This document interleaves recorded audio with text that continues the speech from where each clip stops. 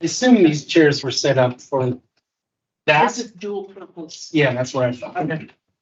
I told Russ everything that needed to be done.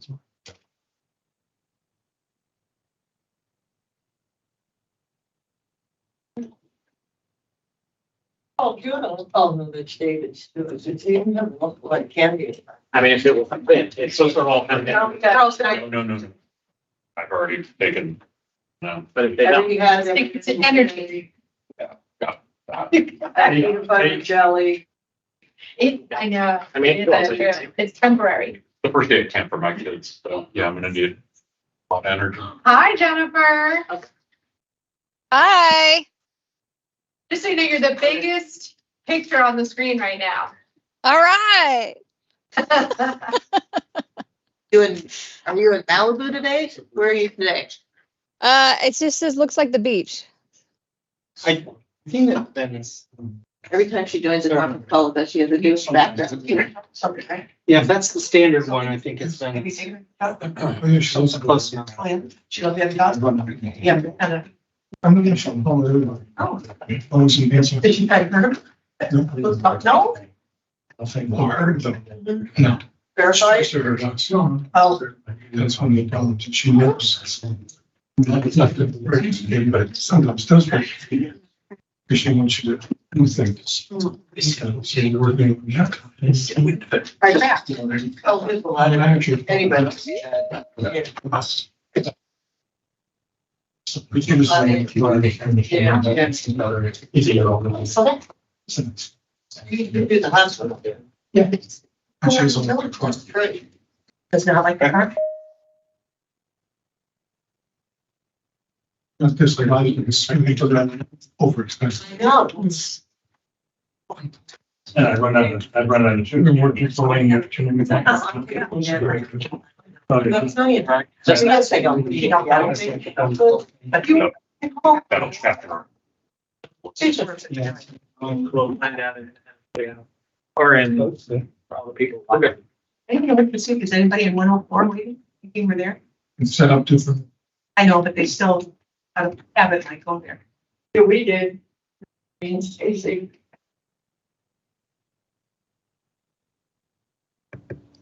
So how's everybody doing at that end of the table? Fabulous. Good? Yeah, Good. Eric? Good. Jim? Lauren? All good there. Sarah? Yeah, I'm recording. All good. Close the doors. Oh my God, that's sad. Did you have a Sour Patch Kid? They look good sweet. Just have to wait. That's Tommy's candy. Yeah. Yeah, how are you? How's it going? Yeah. Good. How about you? Oh, I'm doing well, thank you. Thank you. That's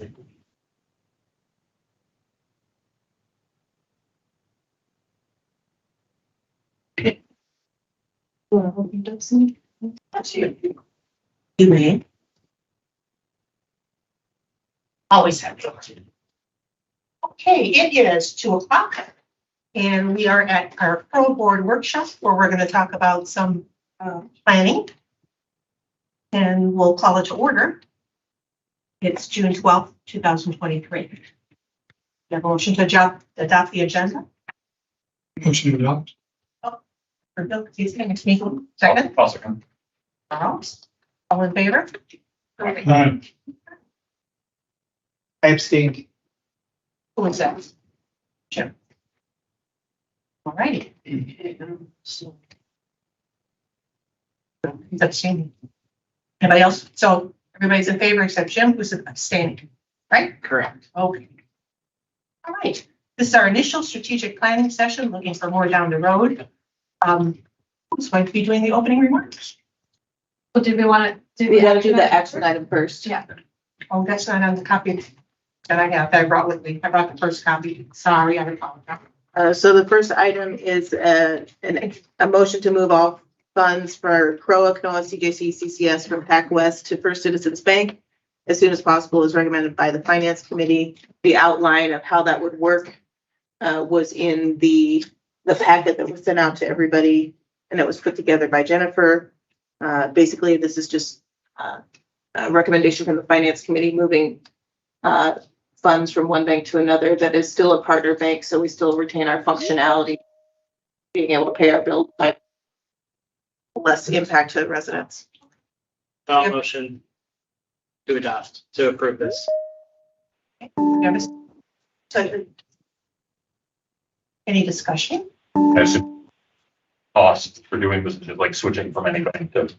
Can we, talk about why it wasn't possible to move to the bank that they originally wanted us to move to, the finance committee recommended?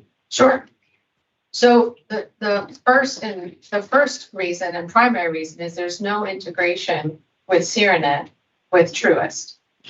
And in order for us to do that, it would be quite a labor of love, if you will, for us to create all of the development that would go into the integration, the testing of the integration, and then partnering with Truist. That could be, I don't know how long that conversation would take either. Mhm. And so for the sake of time and importance in getting funds into a bank that was, we'll call it more preferable than where they currently are, this was the fastest path to go to First Citizens and CIT.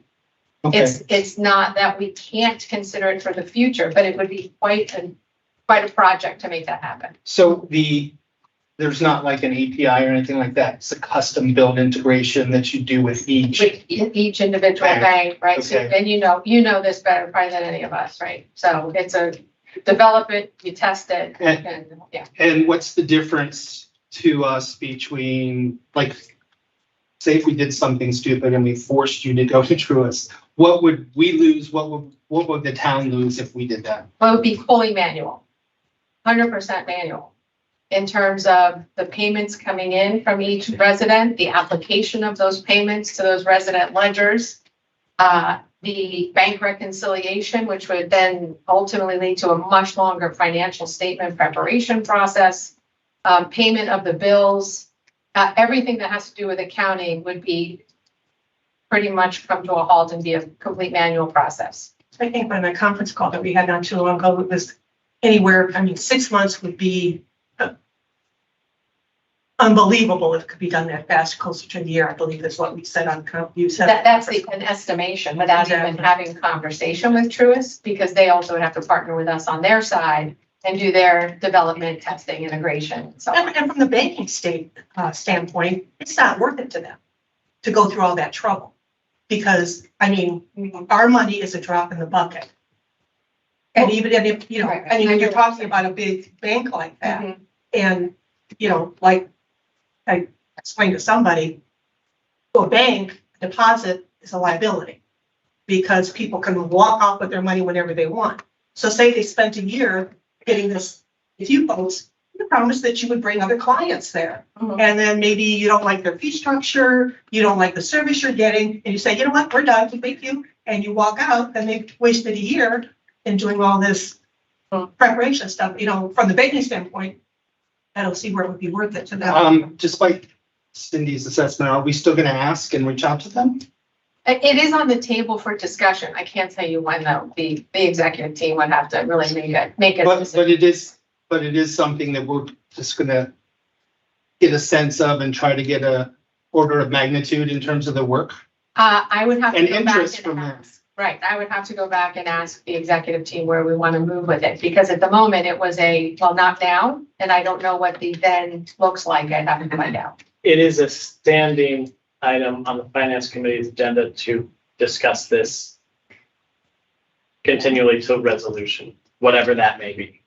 Well, isn't moving it to First citizen. first instance enough? No, not to the finance committee. This is a immediate action to get away from. And they prefer a bigger bank, bigger bank. Well, but it's a bigger task than just opening an account. It's a yeoman's thing. We're talking about the recommendation of I the understand. finance I committee. understand, but I don't Okay. think they fully understand. So I think at this point, it's time to just call for the vote because Right. we're getting off topic. Sorry, I just have one more thing. So from a resident experience, like if we do this, what type of disruption is there? So when you go to pay your dues, is this seamless to the resident, or how does this work? So That's what she said, it's all. It would be a full. No, I'm saying with No, this, with with what we're this, talking so about with right this now. one, what we're proposing is we don't switch resident payments over to the new bank until next year. So we have 6 months of messaging. So they can still send their payments to Pac West.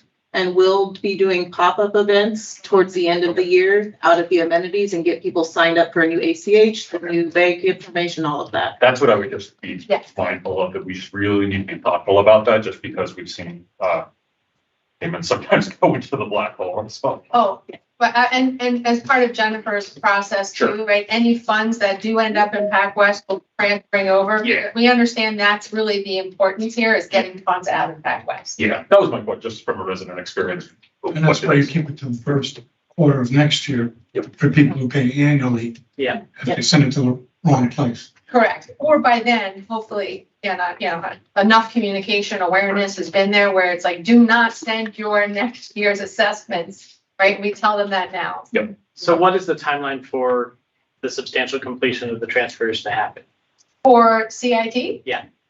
Oh, it's as soon as the bank accounts get open, we can start moving funds. And then ultimately, and really Jennifer would be able to answer that much better than I could, because it's just simply a timing factor, which is how long until we shut off all the EFT payments from this bank and get them started with this bank, which in my experience has been 2 payment cycles typically. And then we continue to move funds over to that new bank, to CIT, and then we just start utilizing that as our main bank. So you know, Jennifer, what do you think the timeline is for the substantial portion of this? The substantial part of it could probably happen within the 30 days, but most of, to make sure we're on track and we've got it all, I would agree with Stacy, 60 days is probably better because an EFT, we want to make sure we've got them all. But with the operating account remaining open for a while in order to allow all the homeowner payments to come in, we shouldn't have any sort of break in getting any regular operations completed, because that will still remain open. So therefore, if funds, if an EFT hits that we didn't catch, we'd be able to catch it. But the majority of it, I feel confident we can do within that 30, 60-day time frame. Okay, we can. So I have, from our last board meeting or the one before, that was about our investments. This is totally separate, correct? This is just moving, you're going to eventually close your accounts with Pac West and move them into. Where our First resident Citizens. payments are Yes. going down.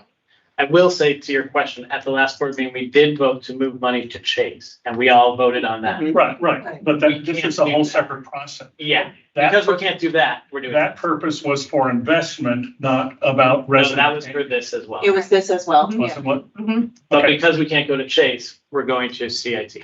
So then the second goes to your question. There still will be a resident impact. Some labor for each resident, correct? Yeah. Yes. Every resident has to do something. Well, if you have it on auto, So pay, they're- we're gonna have to. Well, I'm on auto pay every quarter, Mhm. but that auto pay will have to be changed where it's auto paid. Correct. You're gonna do it automatically and I don't even see it. No, That's what's not. there will be, you will have to. Every resident will have to do something. Correct. We'll have to have a campaign, Yes. to Lauren's point, Yeah. to really. So then in this language, as soon as possible, some of it's gonna flow into 2024. Because there will be residents who haven't done their part or who have missed communication. Right. Well, And then there'll That's have to true. be some handhold. There'll be some who are out of the country for 6 months and say, I just got home. Right? there's So as soon always as possible such. means as soon as possible, not no later than. Well, I think in our campaign, again, I'm just stepping in our campaign, we should be very clear that there's a deadline, right? Otherwise, you're right, there will be laggards. Now, for those that are, they'll get the unfortunate late letter, and then they'll make sure that they take care of it, because between now and then is 6 months. If there's no way to reach anybody within 6 months, I mean, that's a possibility, but So we've Yeah. got messaging that we'll prepare. We're gonna do pop-up Understand. events that help people. There was set up their- people who say they didn't get the message. And that was the same thing Yeah, in it's- early 2021 when you switched from CCMC to Grand Manners. I Yeah. mean, we had people that even till the tail end of 21 didn't transfer over their bank information. So, I mean, it's just something that we'll have to deal Yeah. with. So then the last question is, has the finance committee fully talked about this particular action? Yes, Yes. So they are unanimous with it or? yes. Okay. And as Sharon mentioned, still considering other options down the road. Right. Got it. Anything else? Okay, so we have a motion from Jared, Cecilia, all in favor? Anybody opposed? No. Okay. Now we can go to opening. Okay. Well, I will then take it and kick the meeting off. So first, of course, a heartfelt thank you to all of you for being here today and for having us here and the opportunity to facilitate this workshop, which is going to be likely the first of a few until we reach our ultimate goal of establishing the 2024 budget.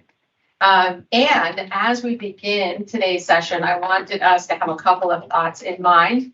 Our guiding philosophy, if you will, and the outcome we want to see. And so when it comes to our guiding philosophy, I think that the best place to turn to is the 5 cornerstones of celebration, right? Because those were established as the beacons of the community and really are the guiding principles and really our North Star of what we do and why we do it. So when we're thinking about why we want to do things, just putting those forward as our thought generation. And really the purpose today is to begin to create word alignment in what we want our projects to be for the upcoming year. So really for 2024, right, with a 1-year vision or 1-year lens in mind. And really the reason for that is as we look forward, as we look around the room and at the board members that are sitting here and you think about when seats are going to be up and what vacancies there'll be, if we want to push things beyond a 1 year, we can certainly do that as we go along. However, as we know, the great thoughts that occur today, new board steps in, they may have a different vision in mind. So I was thinking to be realistic in our thinking that 1 year out would probably be the best lens for us to be thinking through today. Does that make sense? Yeah. All right.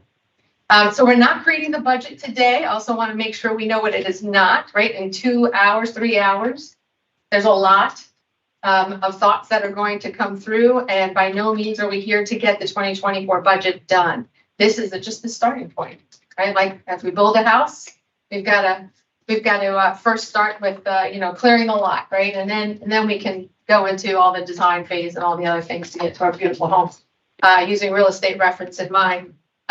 So really it's about brainstorming. And then as we go through the working session, you each have a Post-it note in front of you. What we plan to do with those is for each of you to come up with your top 3. Because if we go more than that, I don't know that we'll get through the first part of our discussion today. But your top 3 things that you want to focus on in the next year.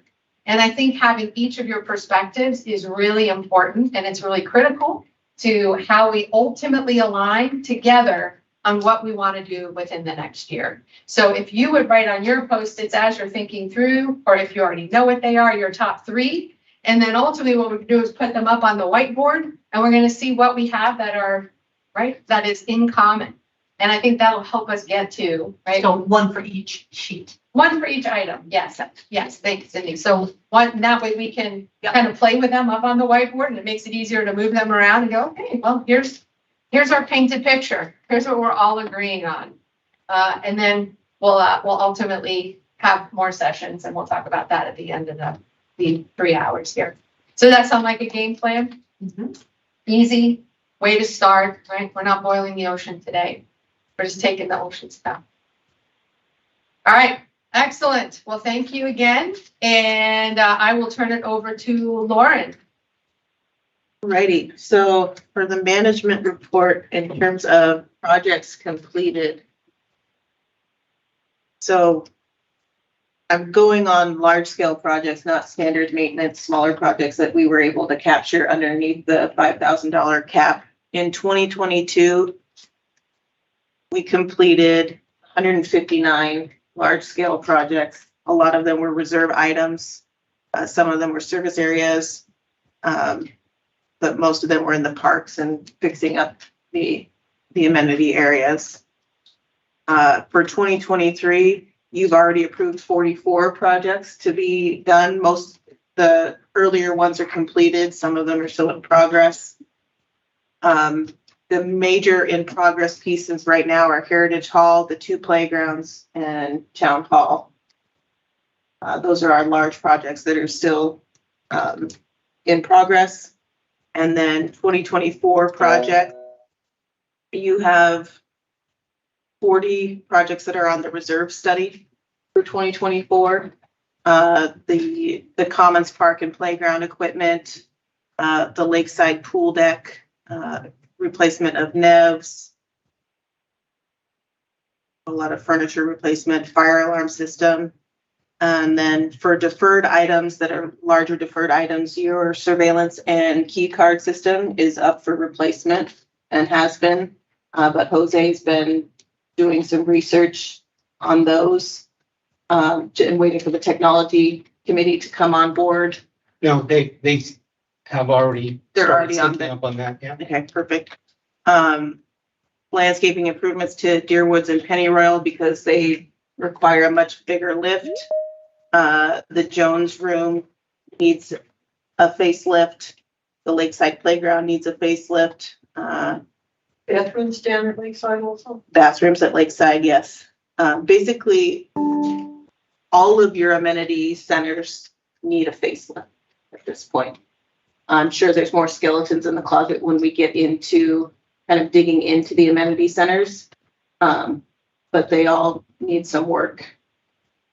Can you define facelift? For example, prior to your time, these bathrooms here had a facelift, but it was a total gutting and redoing. So it was new fixtures and everything. Facelift could also be a paint job. What do you mean by facelift? Some of them, they just need some stucco repair and some painting. Others, once you get in there, I'm sure you're gonna need a full tear out and replacement. There's also. So just in that line, Yeah. might you consider, even though they may not need a replacement, maybe a redoing so that it's a newer look than a 25, 30-year-old look?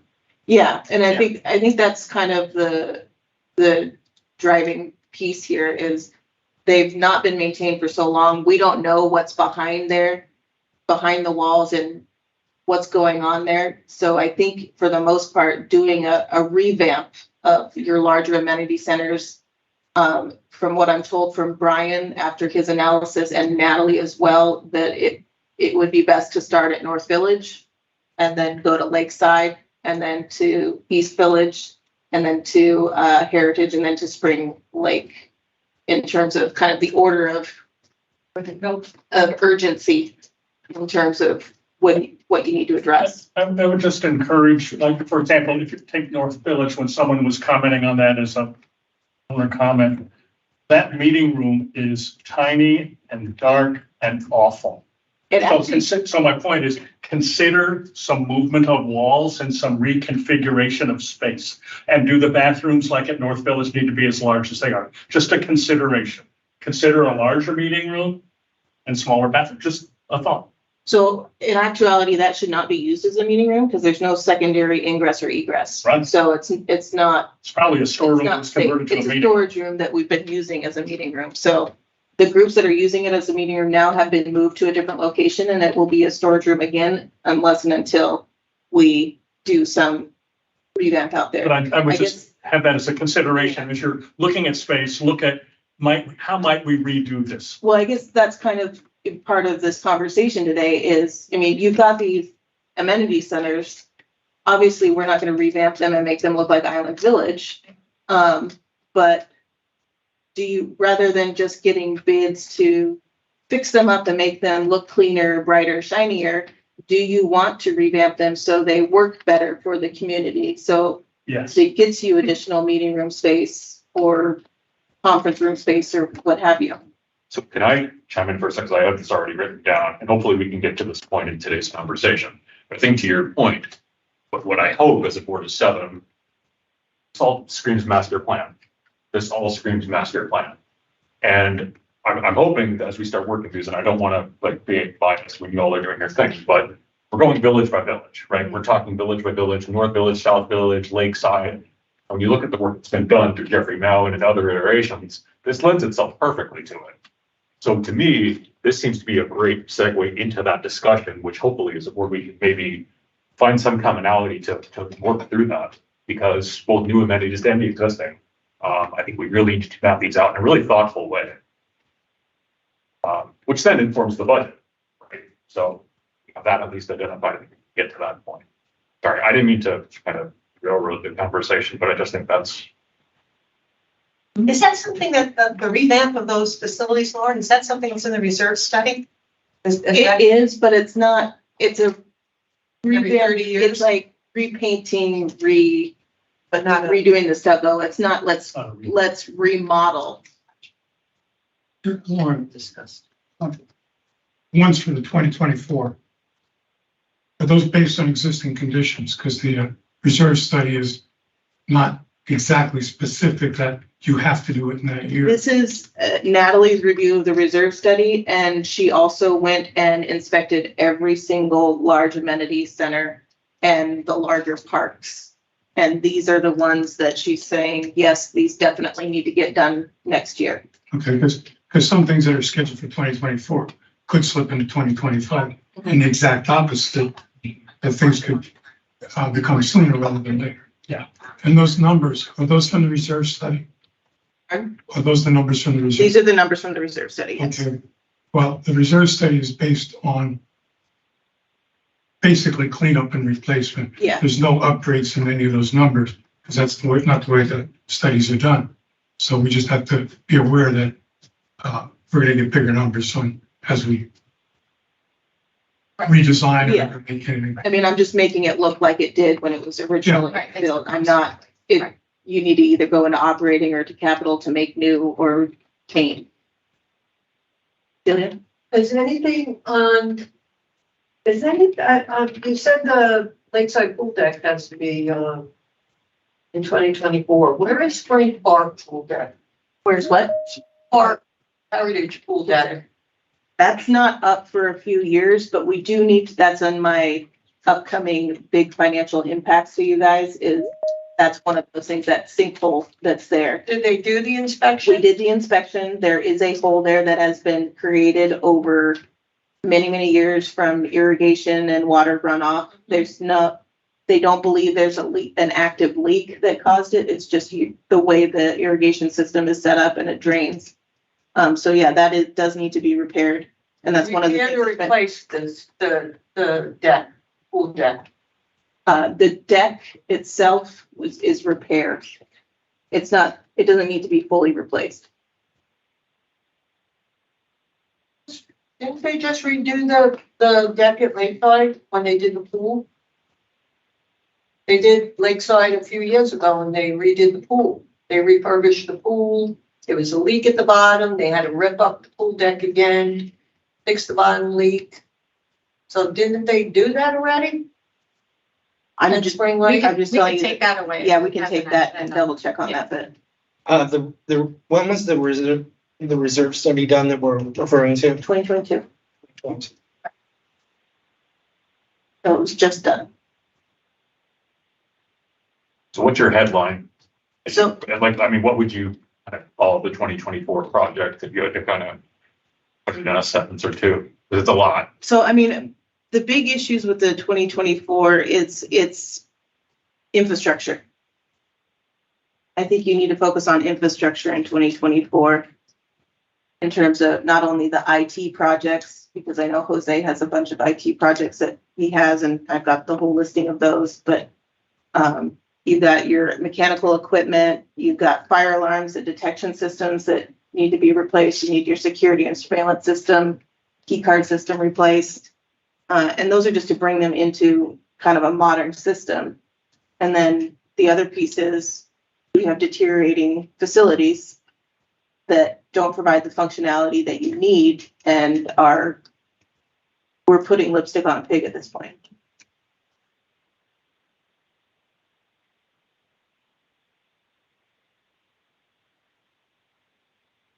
So in terms of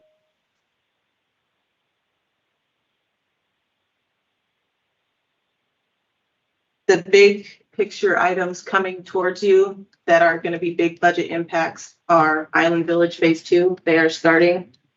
There's a townhomes. There's an additional amenity center that will come on board in Phase 2. And there's more open green spaces that will come on board. We do have the civil plan this time, so we can plan for that in the budget a little better than we were able to last year because we didn't have the plans and didn't know what was coming towards us.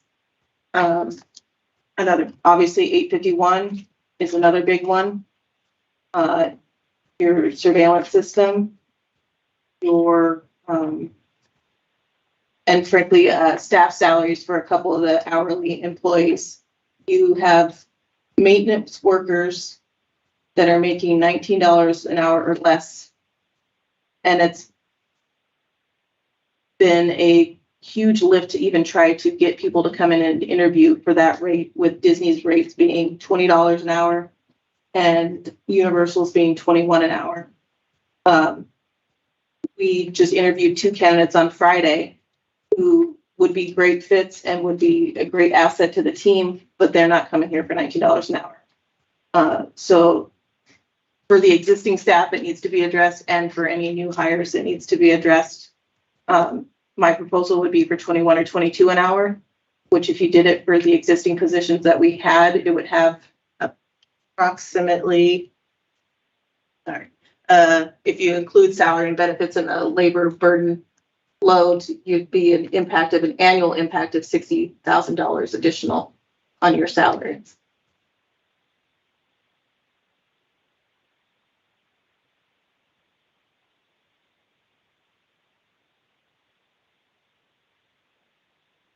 So the other piece that Is that something we need to talk about now, or is that just? you can talk about now, yeah. It's important that we know going into 2024, when we talk about the budget, that there's gonna be a salary increase.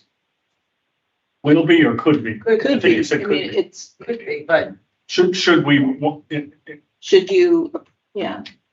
Again, to the point of, as we as a board, as we sit down and sort through what are our priorities, it sounds like staffing. You've talked about infrastructure, staffing. Clearly, we need staff in order to run the community efficiently. We can't keep staff. And you're telling us that, you know, we're losing staff, we're not able to, you know, attract talent. We need to get in front of them. yeah, and the cost of retention or non-retention and training new is a lot. So seems to me it's a straightforward investment that we just need to pony up, because we haven't for years. Yeah, I mean, and this is your maintenance team. These are the Absolutely, that's your people infrastructure. ensuring that your amenities are up to par. So until we pass something to give you additional budget. Yeah. You cannot offer a higher rate. It would put me outside of I mean, it would put you over budget, and I'm not comfortable with the tight budget that we have this year. I'm not comfortable. Yeah, I'm not comfortable exceeding that by that large of an amount. If it was, you know, $19.50 an hour, okay, well, you know, Yeah. there's probably some savings that I'll see and other turnover that would cover that cost. But making a jump from 19 an hour to 21 or 22, I mean, $60,000 for an annual impact is. This year, you mean within 23 is what you're talking about? No, that $60,000 would be the full annual impact if all of your current positions Right. were making $22,000. So that's the net adjustment for next year. Mhm. And if we did something more immediately, it would be So you're half looking at of 30,000. that. ballpark. Yeah. Which makes you uncomfortable.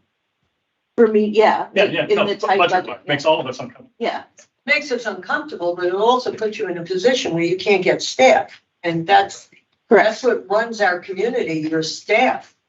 Right, and the cost to replace people, again, I'm pulling from Right. SHRM, Society of Human Resource Management, right there, an authority, right, at their pay scale, right, it would be about 25% of their salary in theory, right, which is the literal cost, and then the time and commitment to training. $7,900, which the differential between that and call it $2,000 increase, $22,080 to be specific, right? $1 an hour times 20, Possible. a lot cheaper. Also the loss of institutional knowledge. That That's goes all. into that That cost, is about efficiency. right? Yep. That goes into that cost. So for $2,000, you're saving an employee, right, with all of the other, and the hardship on the community and the training. Right? So anyway, it's just We look at a two-part process. For example, we're going to get into budget discussions, but have a commitment for 24 that we bring the salaries to where you think they are competitive. Competitive or a little above, just push it, just push that a little bit. Because we're still playing catch up. Catch up. Even after Infrastructure. increases, we put a lot of increases in 2023. Yeah, but still. We're gonna have to make some tough decisions. And part of that catch up is not having dues raised for, 8 years until maybe 4 years ago. So, but then the other thing is there something that, and I know this pushes the budget, but to your point about retention, is there something that we could say, look, we're going to be approving a such and such for 24, but here's what we're going to do to help get you through. And it's going to cost us an extra X 10, 15, 20,000 in this year's budget. But here's something, because we want you, the good employees, to stay. Yeah. And that's where you're. Yeah, I mean, maintenance is the key one. The other position is the front counter, but in my mind, the mission critical one is the maintenance one. Because I can't get people in the door. Right. And that's really the team that's keeping this community Right. up and running. aesthetically. Yeah, aesthetically. Yeah. So, I mean, So think about two parts, which made me, you bring something to us sooner rather than later. That might be July, August. yeah, I mean, I can certainly bring forward a salary adjustment for our existing employees, and then That's where we I'm can going. discuss the vacant positions and, how to address them in 24. Or signing bonuses potentially. We can Look at, sign bonuses, yeah. do something like that. Again, but to your point though, we're gonna have to look at the budget holistically, right? And because where do we have discretionary special events, right, is one, like where can we potentially look to like maybe cut back here to maybe allocate here? Because to your point, I don't think we want to like absorb $60,000 without potentially taking from somewhere else. Yeah, I mean, That's a whole. if you're absorbing $60,000, then obviously that's gonna be an impact on a dues increase, and you already have increases from your contracts. It doesn't necessarily have to be an impact on dues increase, but we can take it from somewhere else. You could take it from somewhere. Yeah. So I just wanted to we have to look at it collectively, Mhm. not just Yep. everything is a dues increase. Do you think that you need to put something in place, Lauren, moving forward for the rest of this year? Getting staff on board? I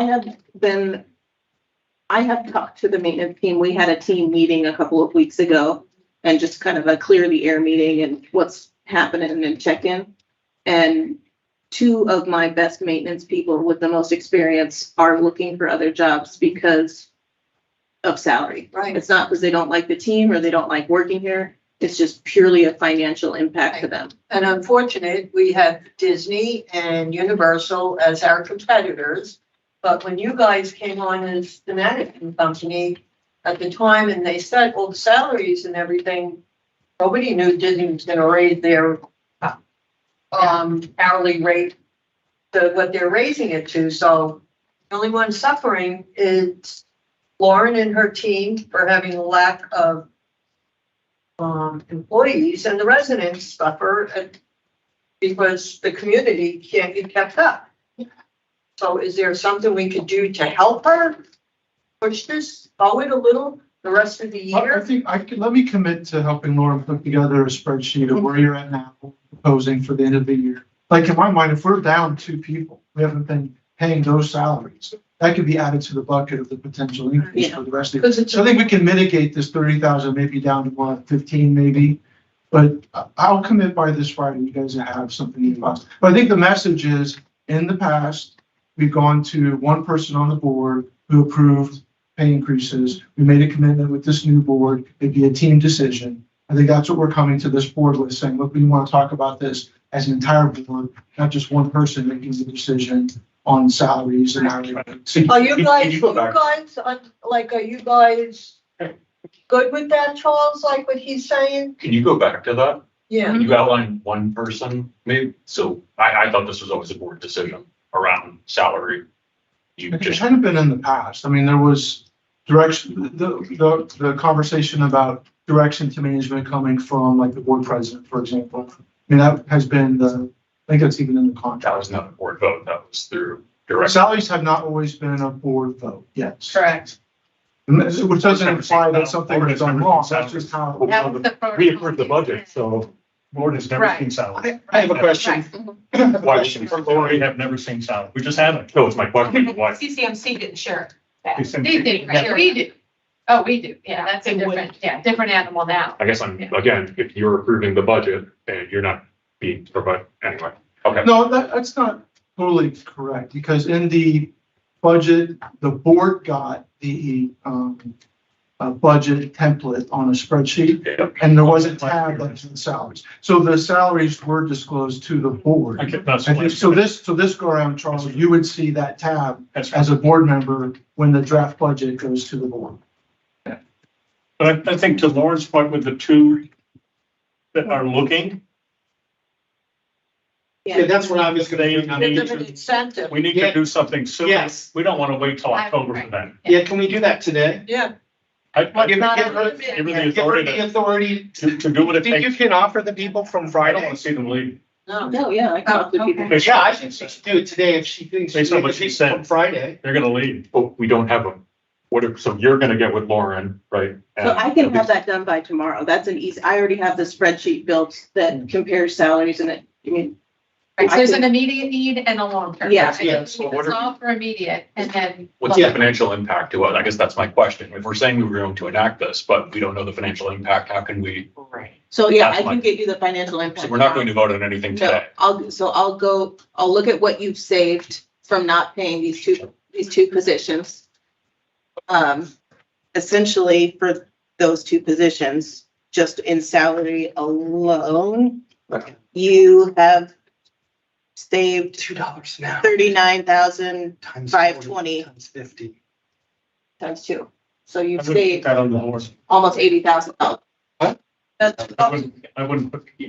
Well, I don't know. that- We give. I didn't that's what share we it. It was just in Give here. a number. We'll know what the number is different. So you would also- The amount. It's broadcast. and Lauren, you it's- would also bring This- the folks that are now up to that as well. You would also bring the This is folks that recorded. are Yeah. up to that as well. Anyone can go find it.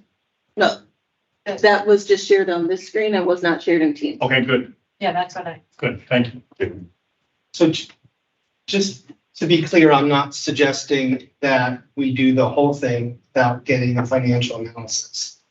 But if we have good people that we can get for $2 more an hour, times 40, times 30 weeks, I think we know what that number is. And let's move. I'd like to do that today. Do it. But where is that money coming from? Your salary savings and having two vacant positions for the first 6 months of this year. Need to see, Yeah. it needs to be connected to the larger budget, in my opinion. And again, I don't know, but like to do this, you have to see the impact. If we do this, if you do X, what happens to Y? Well, and I agree with you, Charles, overall. Yeah. This is I agree one with- thing I want to kind of bring out Yeah. and help us to get someone on board as quickly as I possible. fully agree with the spirit of it, once again, but This may be something that we can vote. yeah. Yeah, let's vote. unanimously. Yeah, let's vote on Yeah, it. yeah, I mean, online, once we have the numbers back. Well, So let me get you the numbers and then you can, I just feel like due diligence, we have to see the numbers of. Well, and the la- Charles, I'm why agreeing. don't you do a variance to budget you also. can 2 times 40 times 30. No, I, $2,400. $2,400. Are you factoring in benefits? Are you factoring in potential overtime? What's your- I don't know. that's what she's gonna do. Right. What's your burden? What's the burden? Yeah, no, I think we understand we need to do. Yeah, okay. so you do benefits of a third, just the standard, and you do a burden of Okay. 10%. And it has to be done tightly too, because you don't want people that are here already finding out that the new people got hired at $2 or $3 more than they just do. You have to- That's what's gonna be. Well, I mean, yeah, we're telling everyone that right now. Yeah. Right. We just said that to the Right, entire right. staff. So that's why I think we need to factor in immediate. What does that look like over the next, call it 6.5 months Mhm. fiscally? And then what does that look like next year for all the positions we're talking about? Right? So everybody's it's, you know, inclusive discussion. So can we set a timeline for this whole thing so that that Lauren may be in a position to at least communicate something back to? I think it's in her It's court my to get turn us to get you numbers. the and then numbers, we'll and then just you guys react can make a to that. decision. Yeah. But also going back to the whole strategy premise, right? You're saying infrastructure and all this, so like that's something as a board, we want to prioritize for Yeah. 2024, which it sounds like we're all in agreement Yeah, that we need to, as we go into the budget discussions, we need to start thinking about the entire associated. How do we start thinking about everyone? Agreed. Agreed. Did we all agree? We all agree that Lauren's gonna get us numbers and we're gonna do something with that. That's good. And in a very short amount of time before our next board meeting. Yeah. This week if possible, Yeah. yes. there's a owner's hand online. I don't know if you want to address owner's comments. So there was also. You're running the meeting, what's your thoughts? I would recommend we hold those till the end, because this is primarily a board workshop. And we want to make sure we get through that part first, and then we can have homeowner questions at the end. Well, so traditionally, Right, right, in board workshops, they do have interactions. So this is okay, not what we would normally call a board workshop. okay. This is a board focused workshop that's open to the public. I will, Right, So we're just- yes. I will add, and I'm waiting to see what transpires here with our sticky notes. I don't love the idea of the 7 of us deciding what our focus is. I feel like it is our job to take from the community what our focus is and execute that. And so if we're going to decide what we're doing in the community based on sticky notes, that to me is not the way to go about that. But I'm reserving judgment until I see what the plan is here. Right, and I agree with you completely, which is, that is why you're at the table, to represent the voice of the community.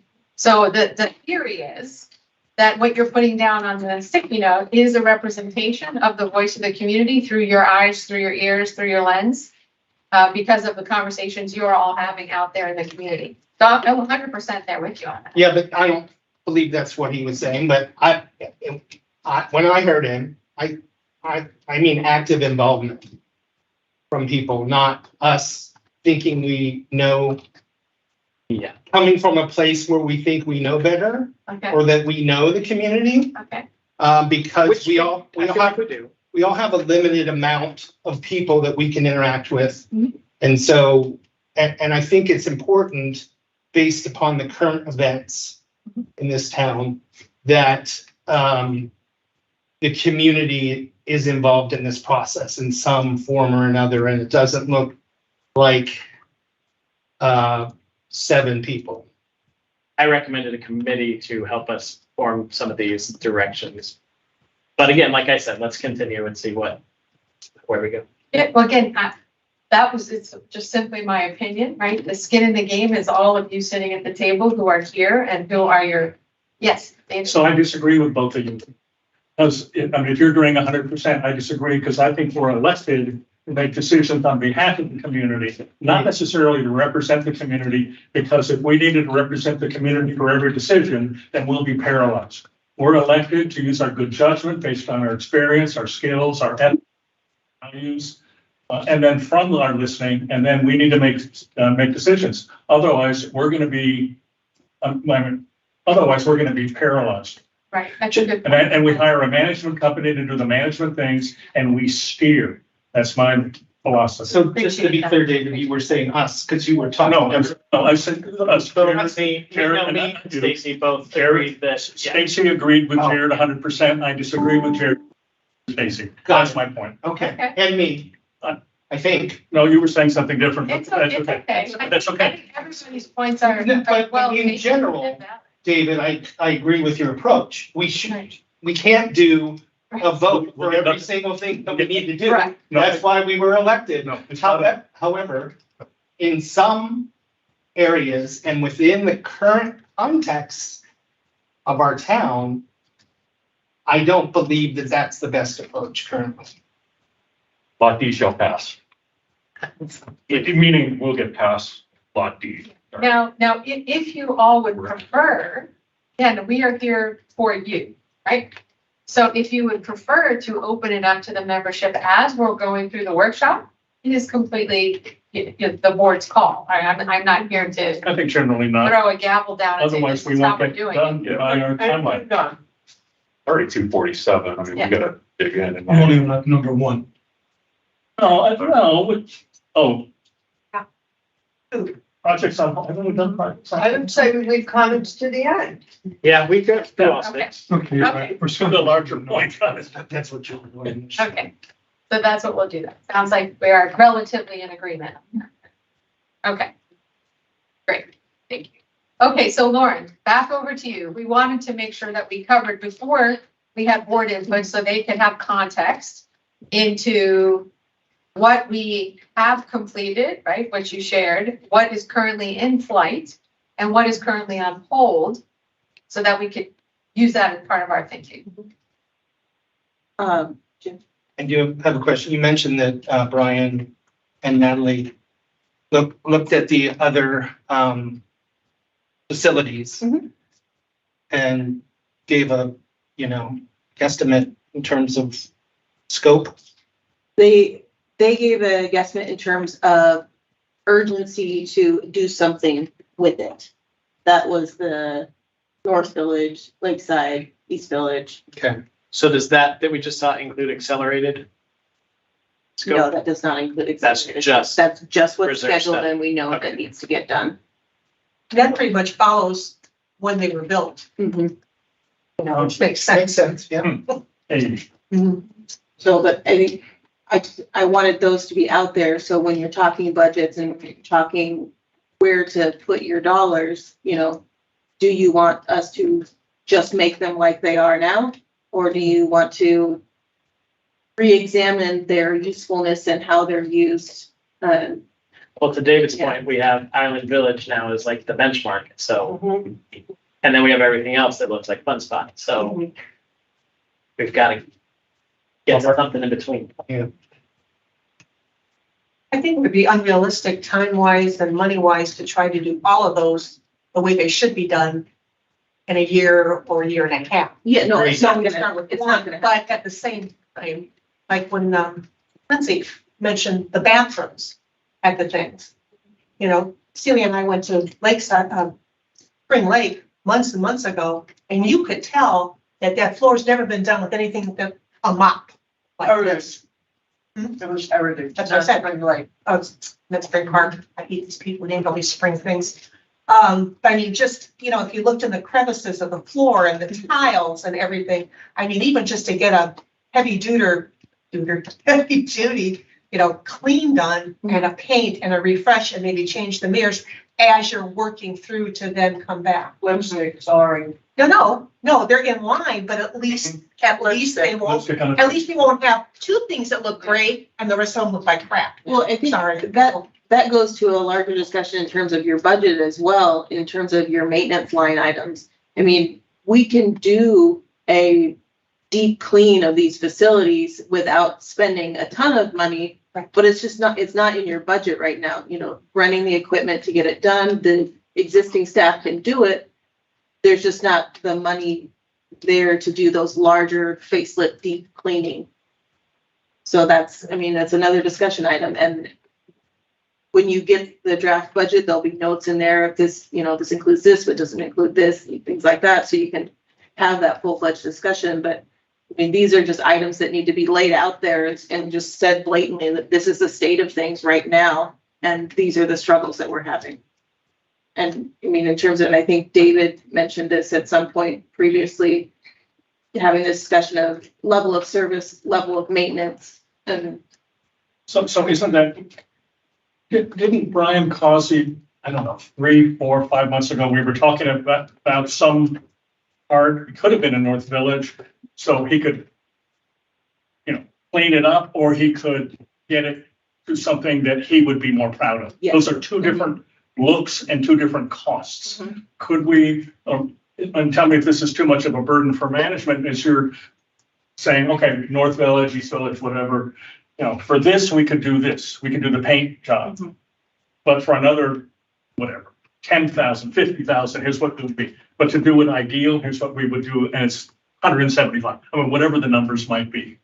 Is that, I know, and you don't have estimates, I know. It is a possibility, but I think the struggle with that one then is without a broader discussion that Charles was talking about in terms of, and to your point of repurposing like that meeting room up at North Village or an option for things like that. Right. That we'd really need direction from the board / community. We want to go there. Do you want to go there? And if you want to go there, what do you want it to be? And where are the gives and takes? Because I can get bids and left, right, and center, but it might not be aiming at what you really want and what you really need. So give you some discussion to give you some direction. Mm-hmm. Yeah, so it's about level of service, whether it's physical or Absolutely. whatever. I was just gonna say, and to Celia's point, we have to have enough information to know we aren't cleaning up something that we're gonna tear apart in a year or a year and a half. So let's make sure it's not lipstick. I'm just gonna be honest, the worst bathroom is Lakeside. But it's a larger discussion about Lakeside in and of itself. Yeah, So again, it's not the whole- it's a holistic discussion of the amenity against the larger community's amenity picture. So again, to the point of Lakeside, has Lakeside reached its end of useful life, right? Or do we need to do X, Y, and Z to it? And then where does that fall within kind of the scale of what else we have going on in the community? Again, I think a lot of that work was done through Jeffrey Mountain and through Los. It's just, Cindy, you said the analysis paralysis. I think we have to, the same thing we just did with the salaries. Right? I think this does really lend itself to that. And I think we fit maintenance into it. And I think we fit all of us into it. And again, it's not doing everything at once. How do we do whatever, Lakeside this year, North Village next year, Artisan third year? Because I don't. Not Artisan. Natalie says the worst bathroom is Spring Park. Really? Yeah. That's something to be random I sometimes. know. Sorry, I only go to Lakeside. But you know what, back to the asking the community, before we get too deep in this discussion, maybe the first question we put out there is, okay, these are the things that, like the pools and the bathrooms, the da, but this is gonna cost money because the reserve study is all about maintenance, not necessarily refurbishing. How much more are you willing to spend a year on your assessments?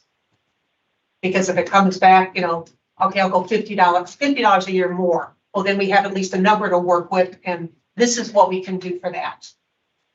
Versus we're gonna do these things, and then people saying, why are the dues going up so much? You know what I'm saying? And we definitely want to have a connection between the value that's provided by the increase. I don't think we quite did a good job on that last year. We tried to, but the better we do that, the better the process will be. All right, that's kind of, I think last year we just chalked it up to inflation. This year, I think we can, that would fly, I think. And last year was a unique year. Well, there were people who asked for details in terms of why the numbers went up. And so we did some analysis. Insurance was a big factor, a couple other things. So obviously inflation did it, but we're not charging any more interest. We're not applying inflation to anything in terms of homeowners dues. It impacts it. How does it impact the expenditures of the association? Yeah, and as we're going through this exercise, ultimately, we're going to look at all the funds that we have, right, to affect these projects, right? We have operating, we have capital, we have reserves, right? How can we use those funds to accomplish everything, right? So that dues maybe don't have to go up, right? To Jared's point earlier. Lauren, the project for 2024, can you bring that up again? So I guess I think it's kind of like the criticality of each one. Are all of these things that need to be done in 2024, or what's kind of the thought around, are some more urgent than others, I guess is the question. I need to get addressed right now. versus things that could potentially, yes. Yeah, I mean, Putting obviously them into this year, furnishing. I'm just saying longer than 2024. so pushing them to 2025. Obviously, furnishing stacking chairs and folding tables at 851 may not be the most critical issue. Right. Alex said I removed ones that did not have. People said that. Ally removed all that weren't urgent. What's Natalie saying?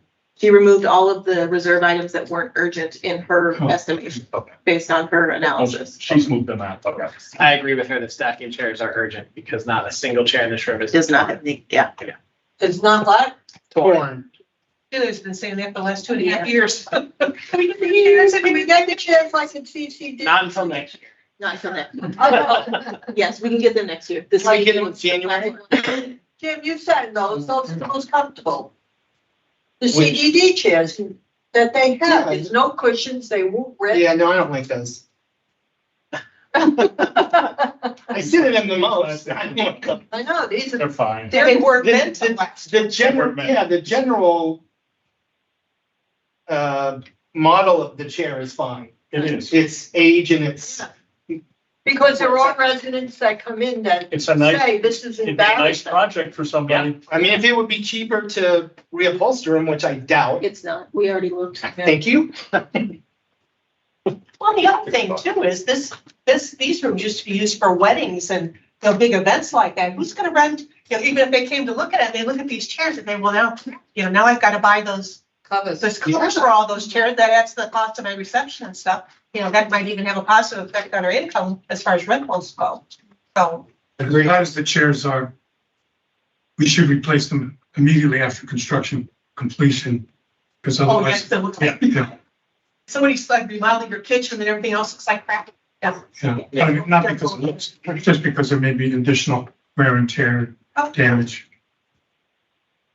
So Lauren, this is what's on hold or future projects? These are now? future projects, deferred projects are, There, we have that's just spreadsheet No, they Oh, just can't. up to. Okay. There are Deer Woods Park, Penny Royal, East Crescent Pavilion, stain finishing and repairs, interior painting and doors of the Jones Room. There is significant need for a bathroom in the Jones Room for all your rentals. We can't give them a card for the day. It's, the cards walk away. Well, we can deactivate them, can we not? Yeah, but the cards are quite expensive. They are. The cards are about $3 to $5 a pop. Okay, Actually, we I put think- that into the rental charge?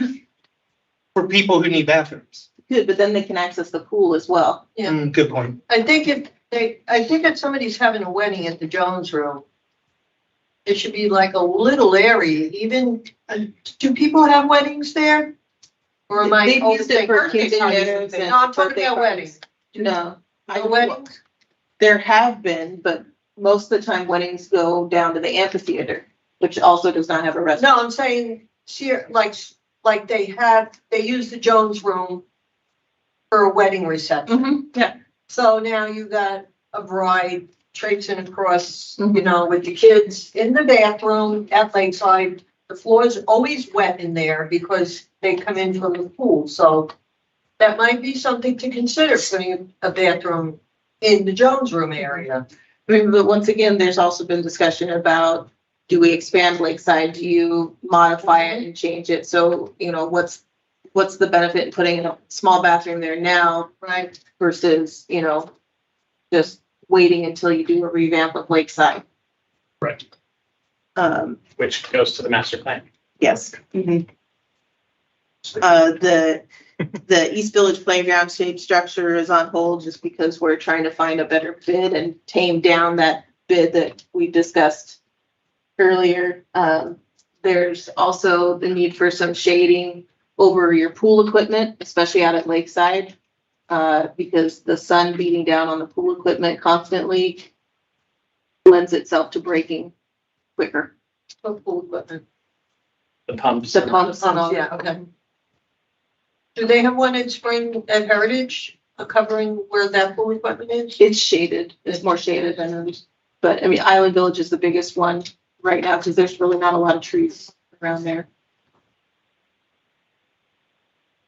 There's no trees around that No. fenced in area where the pumps are. That's what you're saying, you're looking at coverings for that? Is that- Yes, Oh, everywhere, yes, where it's needed. where needed. That's, I mean, those are kind of all the projects and that are completed, deferred, on hold. Any other questions, discussions on what Lawrence brought up? Okay, so are we ready to start gathering the board's thought and input? Charles? What number were we up to? Well, we went You're through, on- so All of, Lauren mentioned she went through projects completed, upcoming projects, projects on hold, state of facilities, island village and staffing. We kind of touched on all of those things. Does anyone have any other questions, deeper thoughts on any of those that you want to talk through before we go to this next step? Okay. so just, you mentioned this very quickly here. This was Island Village Phase 2. Mhm. And I don't remember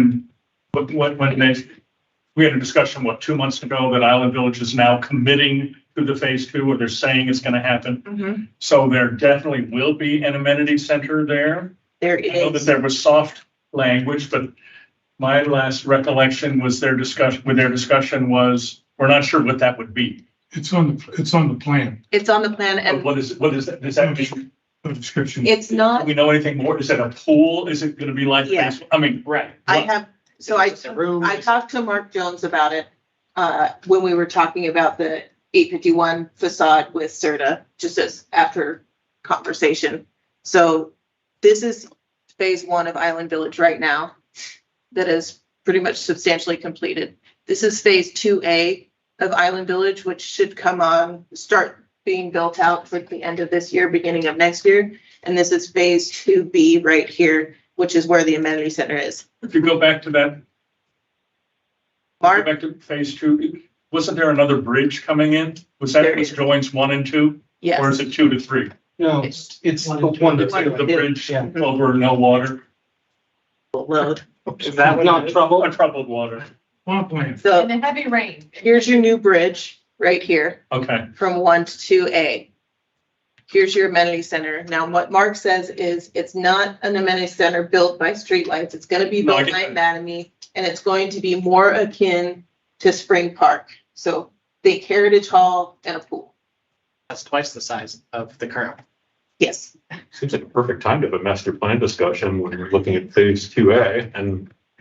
So you have, in 2A, you have 38 more townhomes coming in, and then in 2B, you have another 105 townhomes coming in. Were there any condos on that?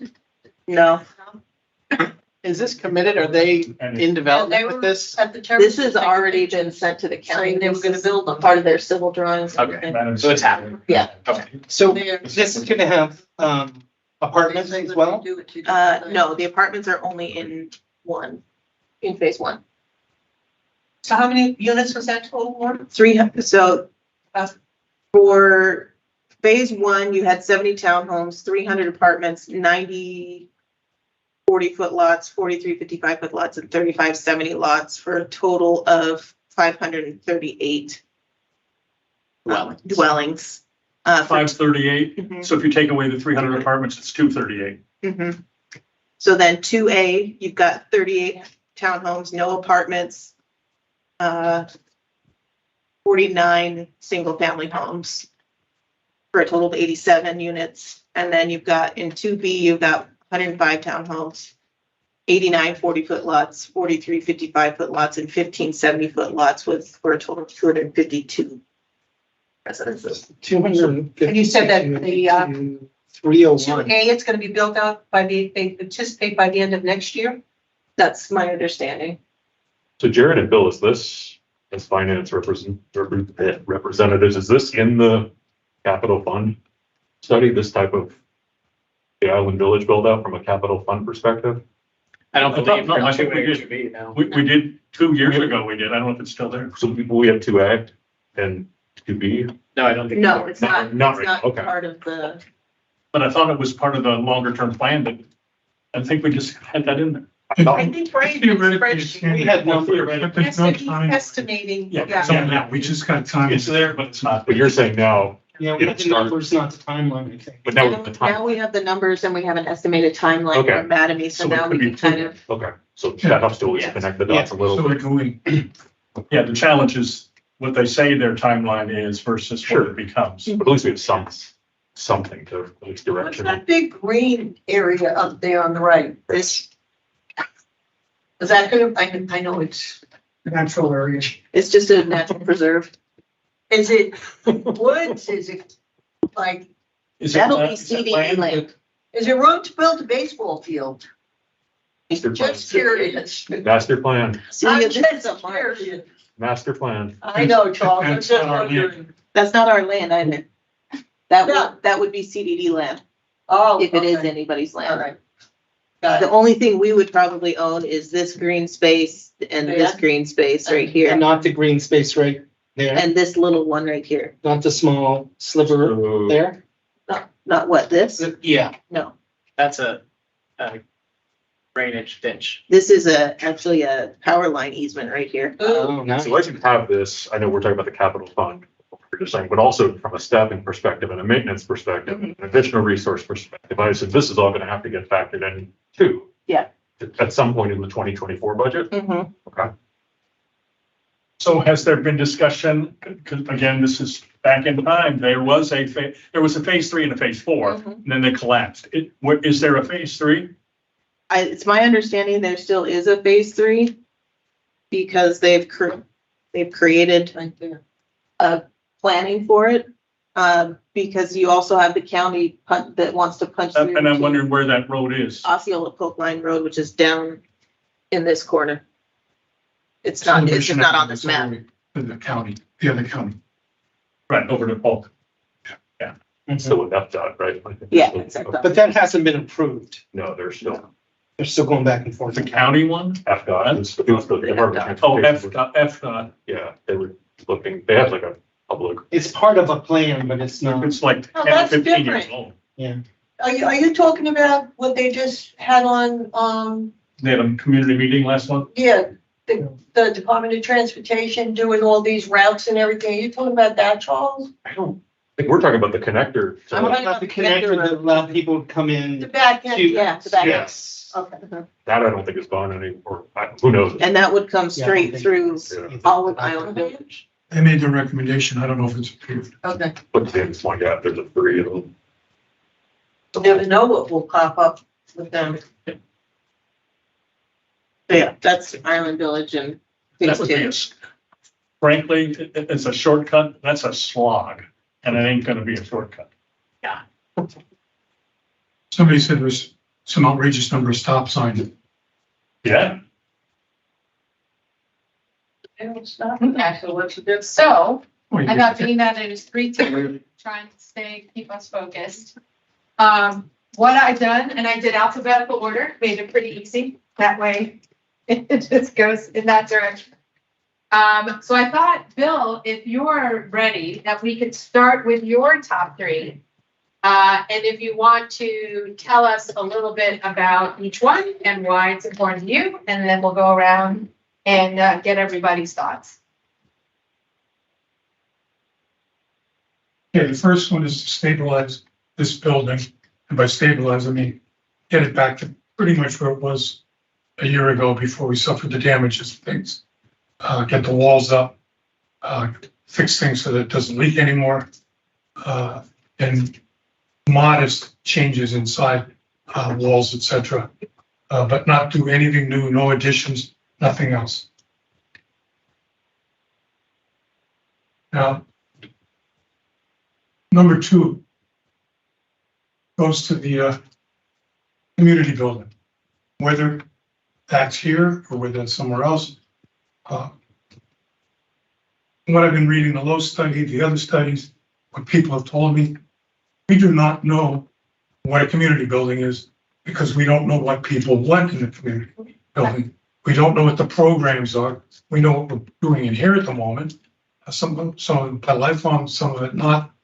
But we need a planning group of community input, but also somebody to lead the community and help define it.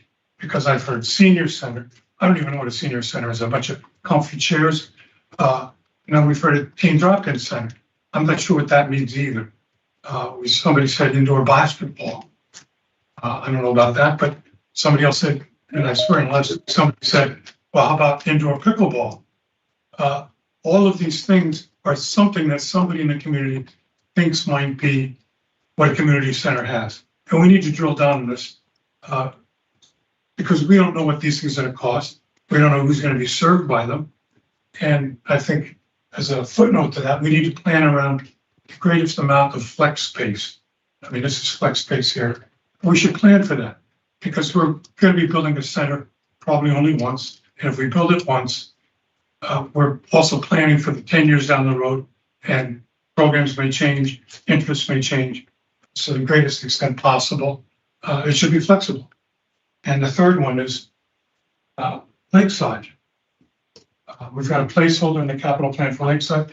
It's just a placeholder because, again, we don't know what would be needed, and it'd be deductive if we attach a lot of things to the community planning and it doesn't go at Lakeside. But some of those things that might go at Lakeside may already be taken care of, and then we can look at new things as well. But those are, again, another planning process. When you say Lakeside, what are you talking about? Are you talking about the Great Lawn, or are you talking about just the whole complex? Well, again, I've heard we put a tent over it. So the Great Lawn. you're talking Yeah, but if we about. put a tent over it, then we got to do something Okay. about with the future dead grass. About what's all on the the usual tent. stuff. Okay. Or we don't, you know, and somebody had said last year when we were studying the celebration hall, well, maybe we could tear the building down and build something bigger. But if we do that, we'll probably need some of the Great Lawn or all of it. Do we tear out a playground? Pools there, I mean, these are all considerations. So I don't know what the answer is, but Okay. again, it's an additional planning process. Once we know what a community center is and where it's going to go, then we can move on to the next one. Those would be my top three. But Thank you, thank you. Celia? you're giving me a thought.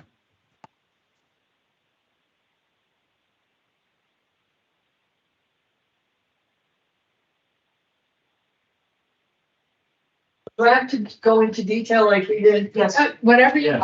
like. I just made it all up. More detail. Okay, Lakeside redo. That means keeping the Jones room, getting rid of the playground, going right into the playground, because we don't need that playground, we can move that playground.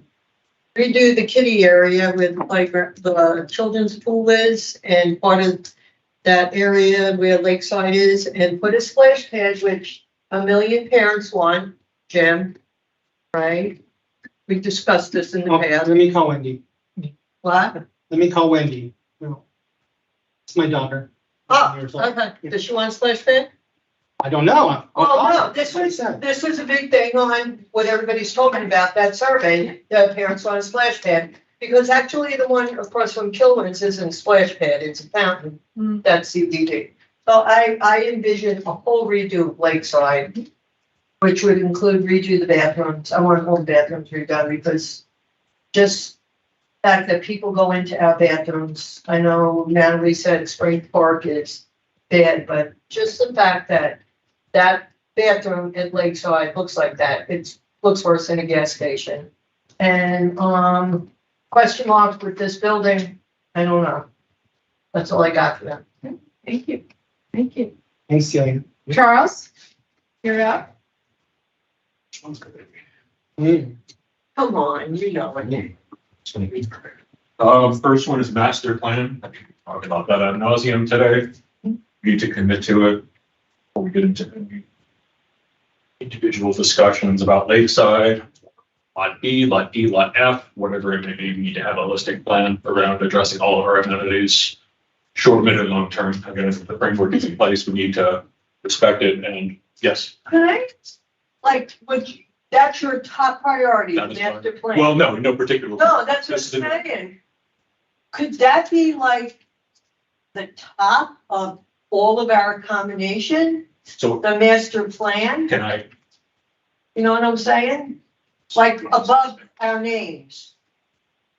well, I think that's what we're trying to get to, Yeah. like, we're gonna identify the commonalities. Yeah. Like in my mind, Lakeside and everything here, as we It's start part of getting the up, class- community center, trickles down to Cascades under the master plan. So maybe that should be the heading, master plan. Well, I think we're gonna come to consensus. Yeah, That's where we're trying to start. I didn't mean to Yeah, almost disrespect back you. confusing. Sorry, I didn't mean to That's disrespect. okay, you got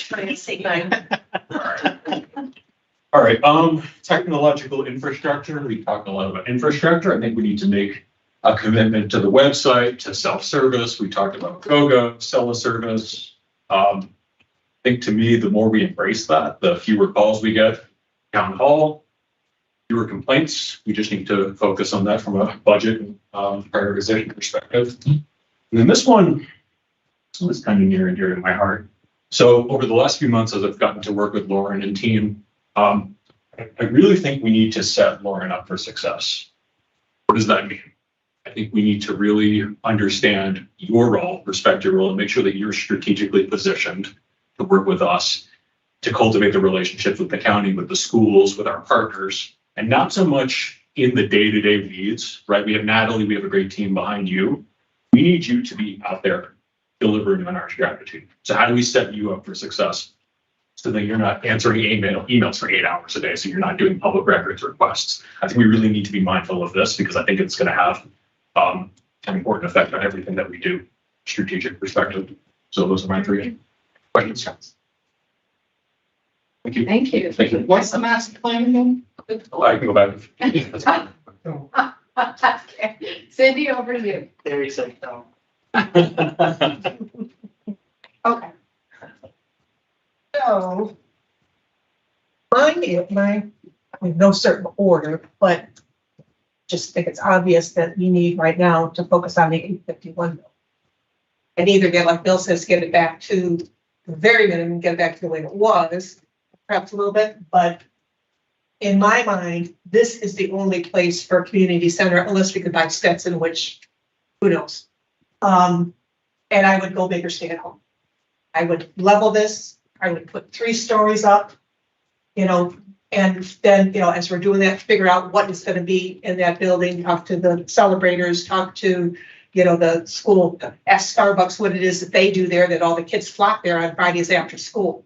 Is it, ping pong, is it pool, is it video games, is it, what is that for the kids to be able to hang out and, just get together. When I was growing up, it was the McDonald's, just all sat in the park. So, actually did it. What fun all there.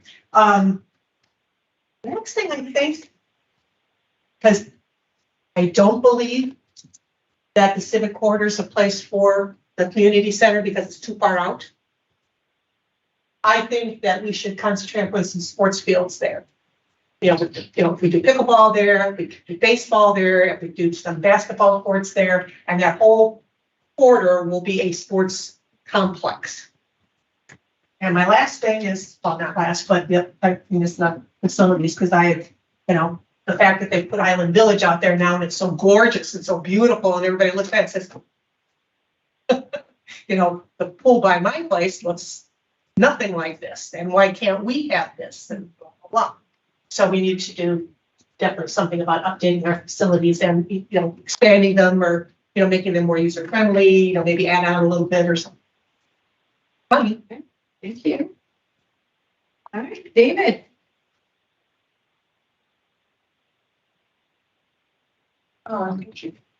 What? I realize that for You're So I put community center and 851 together. I agree 1,000% that a community center, we need to study it.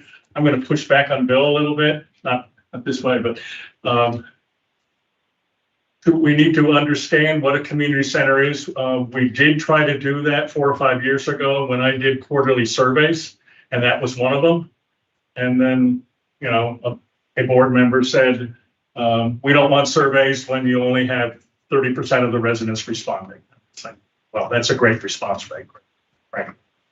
But I put 851. I think we need to dissect what this building is and whether this building stands or gets replaced. I think that's what you were saying, replaced. And I don't know the answer on that, but I think this is the right setting, or Stetson or somewhere walkable.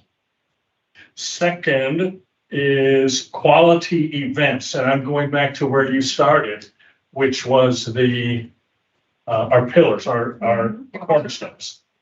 So I love large events and small events. Sidebar, I don't care about events for outside this community. I care about events for our resident. I love Lakeside, I love the outdoors, and I love pop-ups. And I don't care that we need name bands at 15 grand. I'm happy to have the same sound from a $5,000. So large events, pop-up events, educational events, and health events. I didn't say recreation, I just ran out of space, but that's not true either. But seriously, we have a lot of recreational events, but I think we can, Lawrence tried to move in the health arena. Thank you very much. I'd like to multiply that, and I don't know what that looks like, but I trust the management folks and your expertise to gather from around the country. And then educational. I know the foundation is doing a lot with lifelong and other lectures. We can do that too. I know we're partnering on lifelong. We can do even more. I don't know what that looks like. But so I love the events. I think that's what makes Celebration a unique community. And then the third is dovetailing. I think who said, was it technology? So this is not just technology. I wrote communication two ways. One is we need to assess better from our community. Again, we did that with the surveys in the past. Listening, do some listening sessions, whether it's a board listening and or management and or other committees. Key informant discussions, that could be key community folks, whether they're in a elected or appointed position, whether it's Boy Scouts or Little League or Rotary or other community leaders. And then some of our partners. And then the opposite direction is multiple channels. And that goes back to our communications advisory group, listening to what they had to say, having 10 different vehicles, our social media, our website, our publication, our email blasts, our Fridays, our Mondays. Got to do something with Wednesdays, I guess. Okay. Yeah, hump day.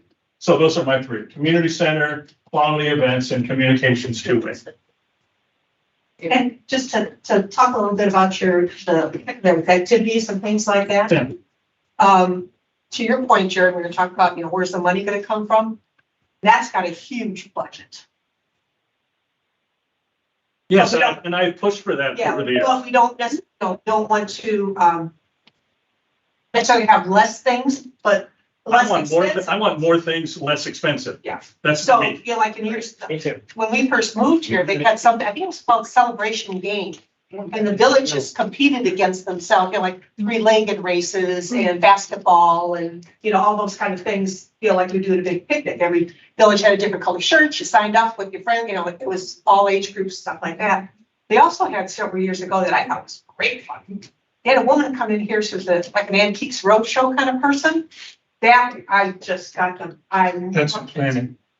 They're looking into that again. Are they? Yeah. Oh, it's wonderful. Wow, cool. Oh, yeah. That's great. And some girl came in and she said, my grandmother had this, I took one look at it, and it was the artist that does the pop can, that did the Campbell soup can, I can't think what his name Andy is. Warhol. Andy Warhol. And it was a rug, and I looked at that, and I told my girlfriend, I said, that's gonna be worth a lot of money, and it was. So it was just a lot of fun. But I mean, things like that. Things like that. Speaker, everybody comes, maybe you pay $5 to go. Because you can do some things that cross generations. Yeah.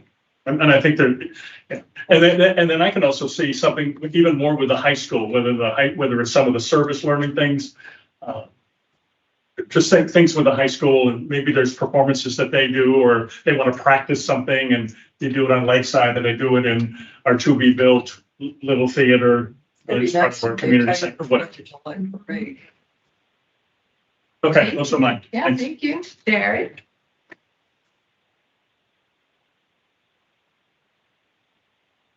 So I did 3 because you said to do 3. My first one is, Thank you, Jerry.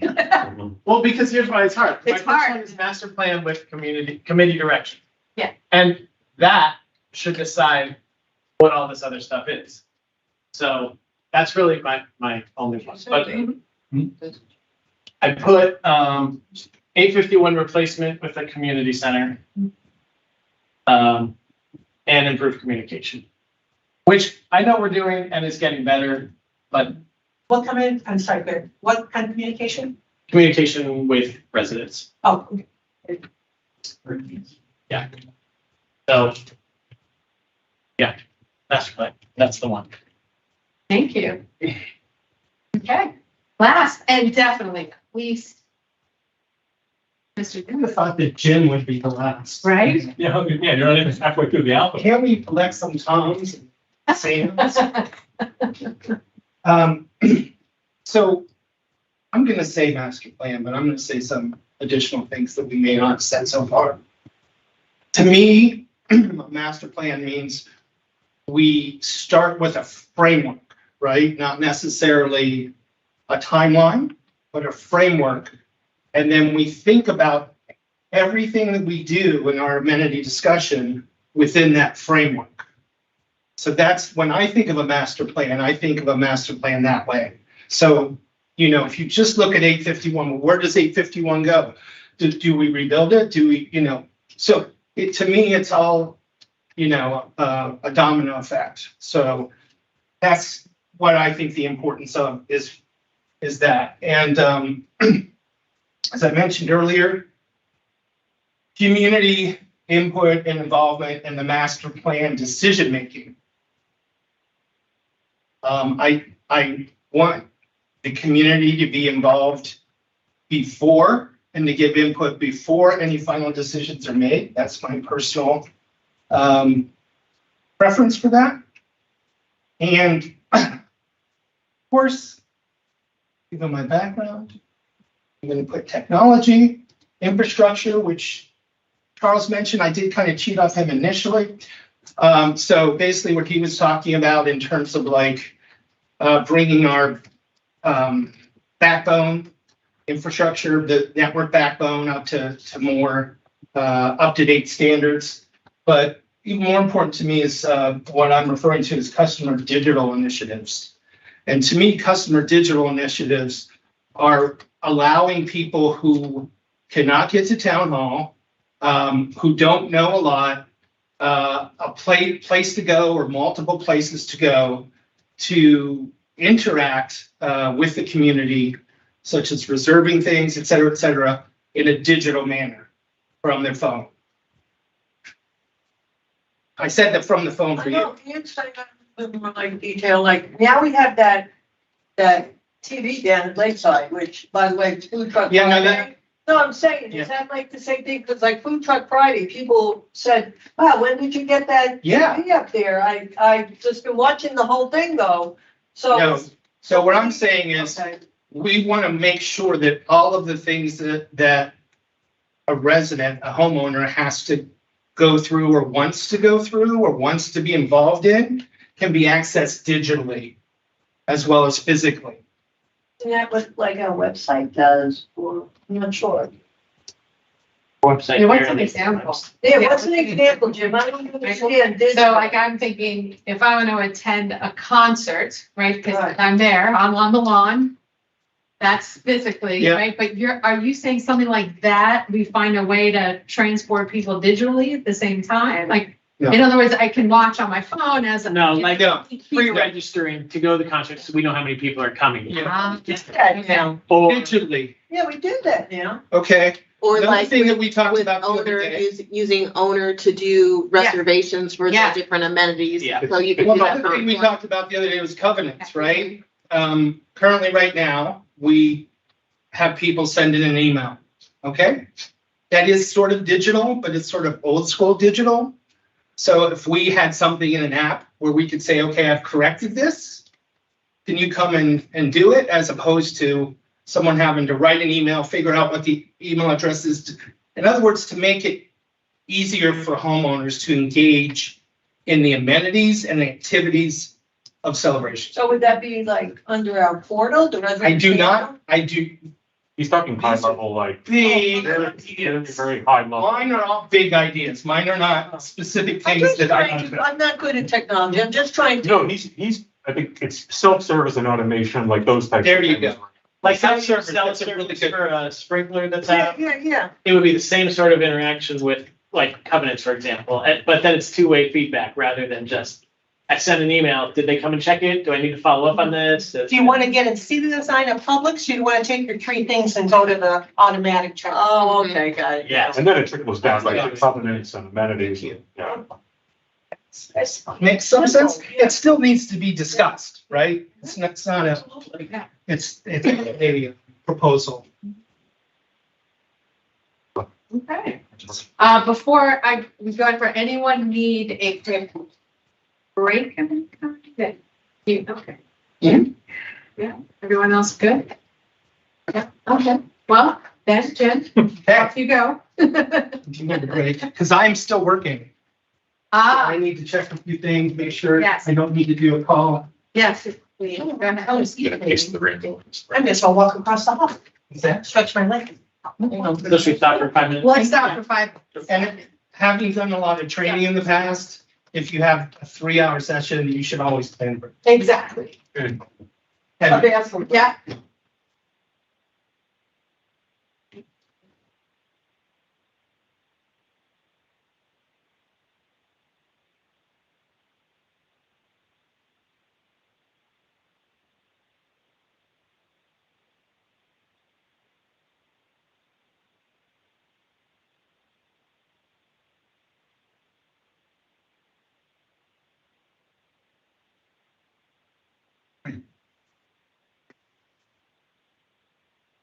Take advantage of this moment.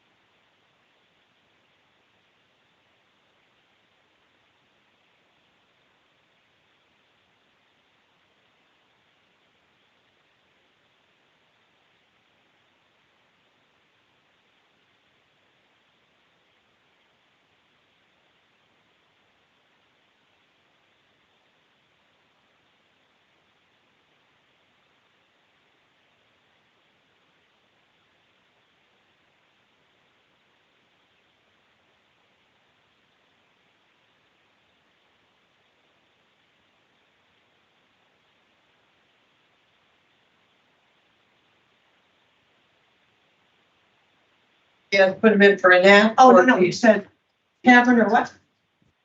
I'm not sure.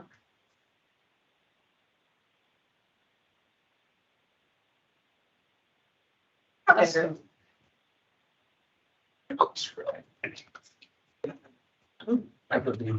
Oh, I see. It's just a basic, you know, it's all, but. It's all.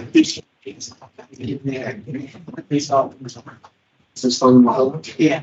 So you need visibility, ABC. Okay, so you need, so I don't need to look at the survey, I need to look at. Yeah, he just wants to know whose P card struck at that time. That, Thank you. To be precise. I use it when I'm in some sessions and some facilitators, I'm like, okay, 7 minutes and 25 seconds, go. Jen, you get me? I'd be like, oh, You would be 7:25. oh yeah, just pull out some random numbers, yeah, for no reason, just for fun. There were, said I would see create something offered like at 3:15, no, 3:14. In other words, don't put it something on, so someone goes, why are you starting at 3:14? I think when I was in high school, classes started at 8:12 in the morning. Seriously, Do that too. that was probably for some more rational reason. Oh, there goes Charles Things. That's okay, that's okay. I think school went. As long as master plan stays up there, it's fine. Safe and sound. Those. We all the sticks.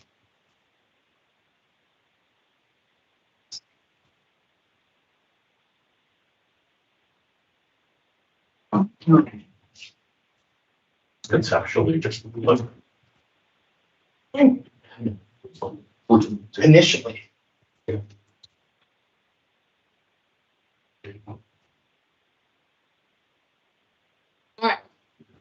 Everybody, we're 1 minute early, but Yeah. it's fair, we give it back to the community.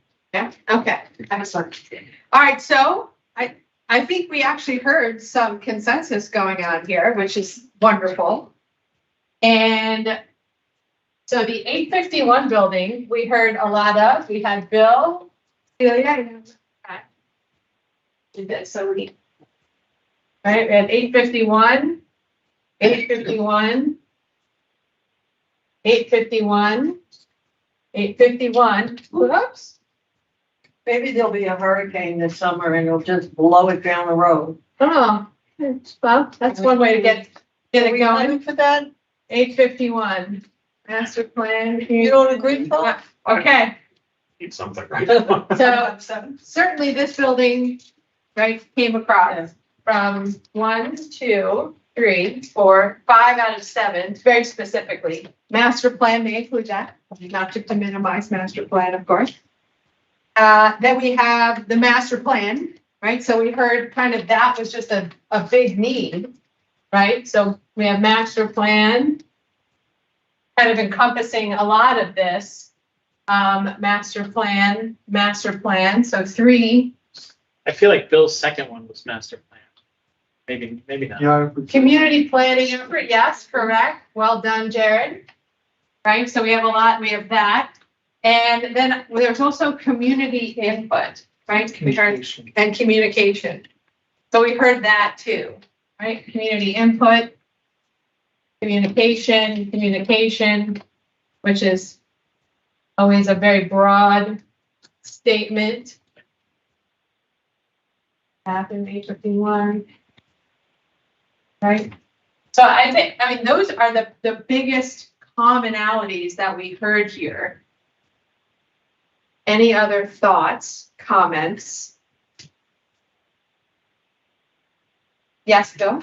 Just as far as, again, 851. 851 is where everything kind of gets done. Mm-hmm. If we tear this building down and build something new, the issue is what do we do with all these programs? Because that's going to be 24 to 30 months without a building. And that's Temporarily. right. And we have to move everybody, everything, band manage all the programs, Mm-hmm. and that's a Let's consideration. suspend all operations for a time. We have to find places for everything. Everything. And that's, like I said, 24 to 30 months. So that's a consideration if you take this building down. Mm-hmm. And that was my point about putting it first, stabilize this, and then leave it as it is, go somewhere else, whatever. Yeah. Managers of the It's, program. yeah, well, no, that's certainly part of the consideration. And we have talked with, oh yeah, think of the Well, yeah, you excellence for planning, planning, permitting. construction, clearing, licensing. It's okay. And so, you know, one of the things that we started off with too is really before the next election cycle, right? What can we accomplish? Right, and these are great goals, they're great things, great ideas. Some of them, like master plan, perhaps over the next 12 months, right? We can get a consultant in, we can get the plan done, right? And then from there, right, what do we do with this plan, right? What do we do with this plan? So I also want us to think maybe And in terms of 851, the same thing, right? What we have to first decide, what do we want to do? If we really want to go down the road of the 851 building, right? Because if we do want to shore it up, that's one thing. If we want to completely tear down, rebuild, that's a whole longer process and project.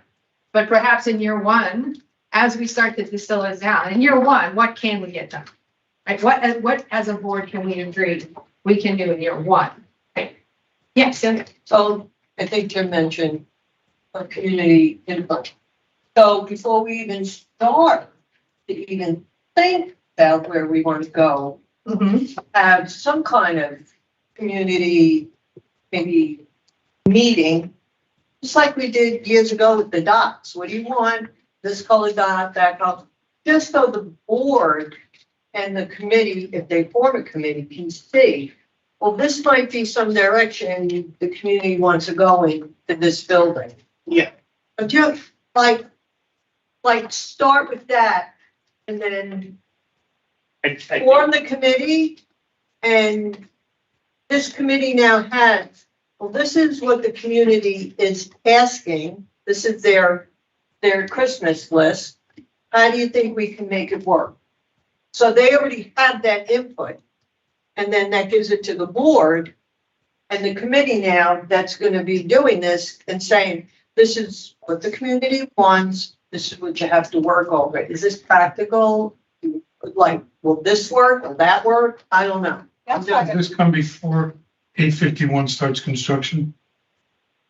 Just But that's why, remember several months ago, I suggested just a shotgun thing? Yeah. You know, Yeah. if we end up doing See what this, the then community really what would wants. you I will want say, to see? I'm not trying to be confrontational with this, but there was a meeting for this already scheduled, but we just didn't have quorum to actually do what you're saying. Well, we're discussing it now, so that's got nothing to do with it. I'm just saying, we're discussing it now, so. So can I offer, oh, sorry. I'm done. Can I offer something just around maybe an effort to consolidate 851 with the master plan? Because this is a strategic workshop, right? And 851, what really worries me, if you start going down the Lot D path again, we need to stop thinking about these projects in a siloed approach, right? Because 851 is part of the master plan at the end of the day. So in my estimation, we need to start with the master plan from a strategic perspective.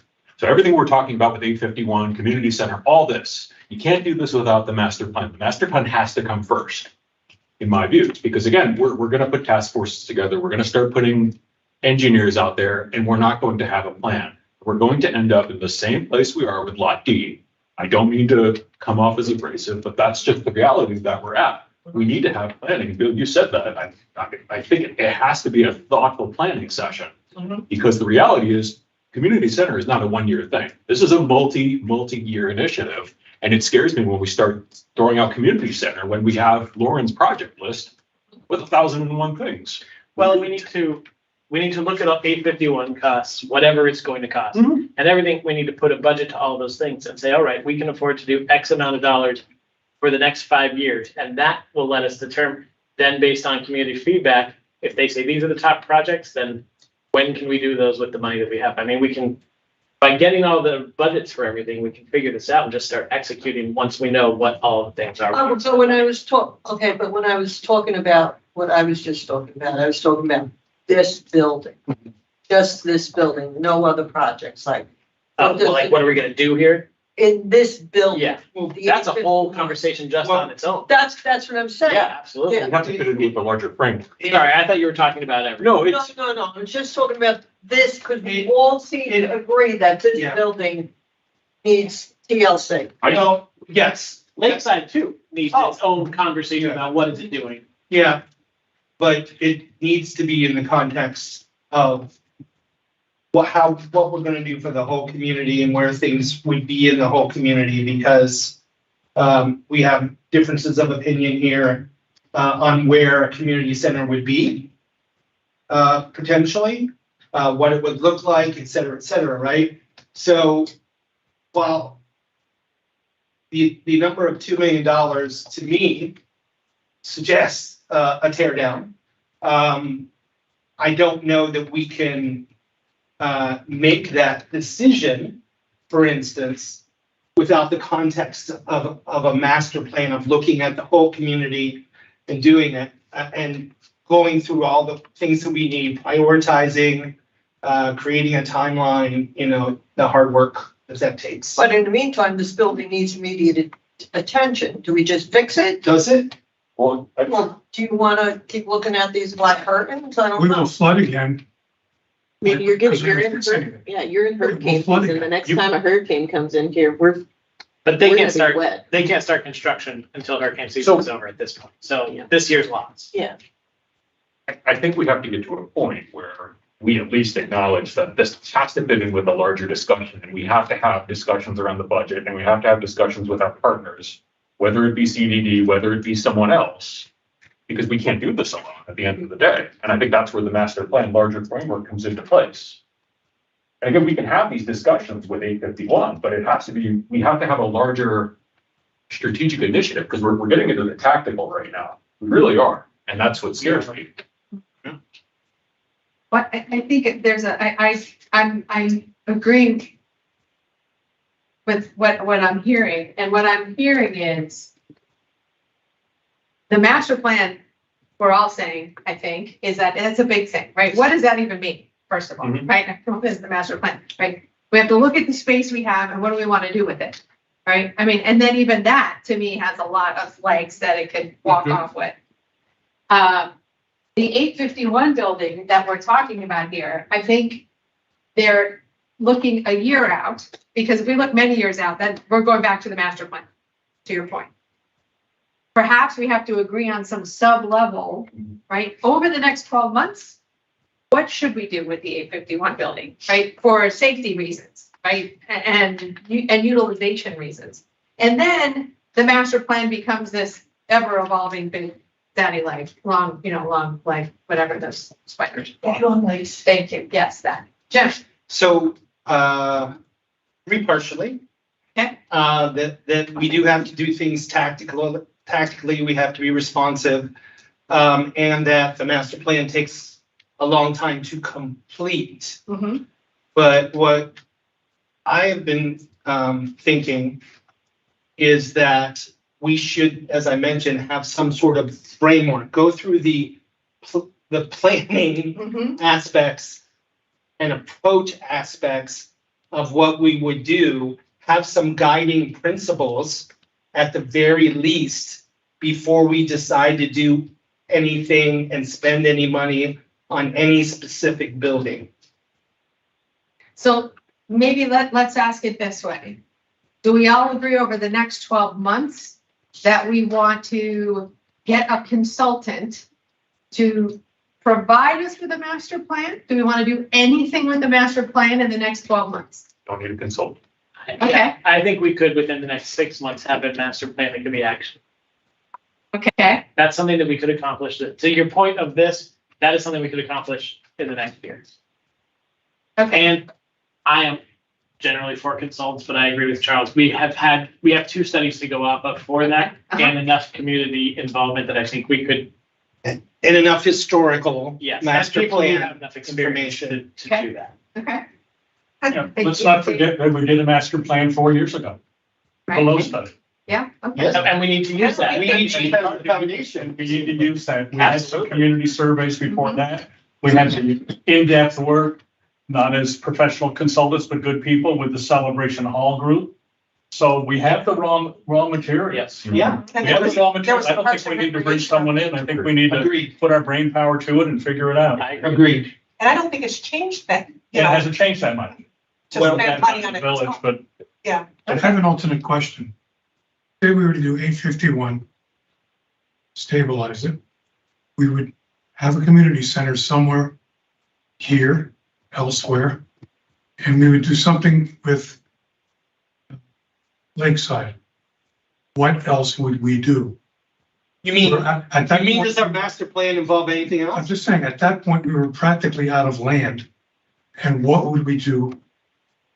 What else The could be in the master plan doesn't just address new amenities or repairing major holes, not to be literal about it, in our current facilities, to me, a master plan involves all the villages, what we're gonna do, not just, to Charles' point earlier, I don't want us to be seen as a board that goes from crisis to crisis. And also, if you look, to answer your question, if you go back to the Mound study, I keep citing that. But you look at like South Village, Heritage Hall, there were calls to add splash pads there. There were calls to add barbecue grills. There were calls, I think, to expand the Heritage Hall. Right, Heritage Hall. So again, to David, to your point, the work has been done through the Mound study. The work has been done through the Lowe study. The raw materials and the raw data exist. I do not support hiring a consultant because then again, we're going to get into a 6 to 12 month period. We're going to spend more money. Yeah. It's going to go down the drain. Right. We're going to end up in a place where we're back at square one. Can I ask a dumb question? Does anybody have a copy of the Mound plan that they can? It's on share your with website. town It's hall? on the website. It's on the website? It's under, yes, shame on you, Parks and Rec. It's under Parks and Rec? Uh-huh. Okay. Yeah, it's the 2015 to, 26. Yeah, no, she's talking about the 2010. I'm talking about Oh. 2010. oh, It's on. It was on the original website. You're talking about this study? 2017? No, 2010. 2010. 2010, no, I don't. before that, oh, Yeah, there's What do you 25, call this, the Mound, the what? Jeffrey Mowen, the one who did the Oh, Mowen. 2015. Oh, no, 2010. I've got 2015 and 2017. That was the Jeffrey, 2019. that's Okay. when the Jeffrey did. No, this is the Parks and Recreation one. Because somebody There was mentioned one the in Jeffrey Mound plan, the 2015. 2010 study. So I There's just, so that's many why, different studies going around. Yeah. Well, You yeah. don't know what's. The point is Well, we need that to we do- have a lot of history. Yeah. We have a lot of information. Yeah. Research Not has a been- lot has changed in terms of structures. Right. Except for the new Island Village, and I don't think we need to add any more Okay. amenities over there currently. Or update any amenities. So we're just trying to get as much information historically as we can.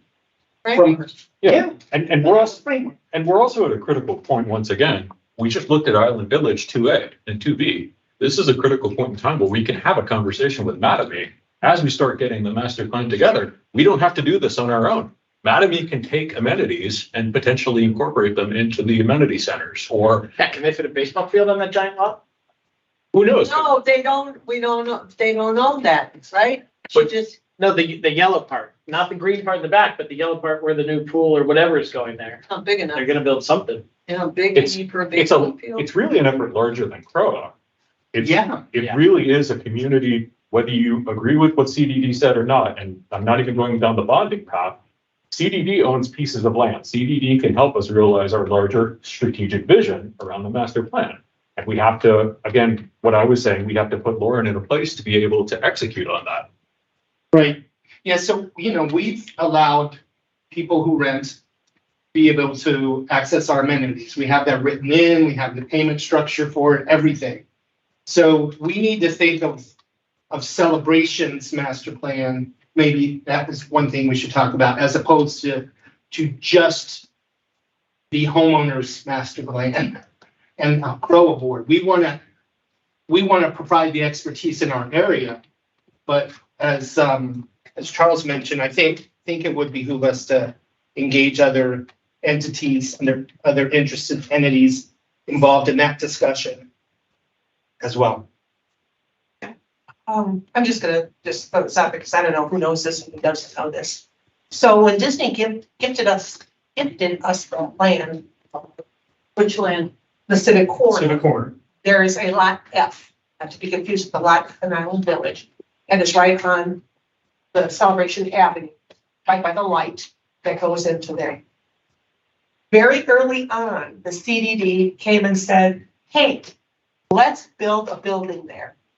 It could house us, it could house CROA, it could house the foundation, it could have a little satellite office for the sheriff or whatever.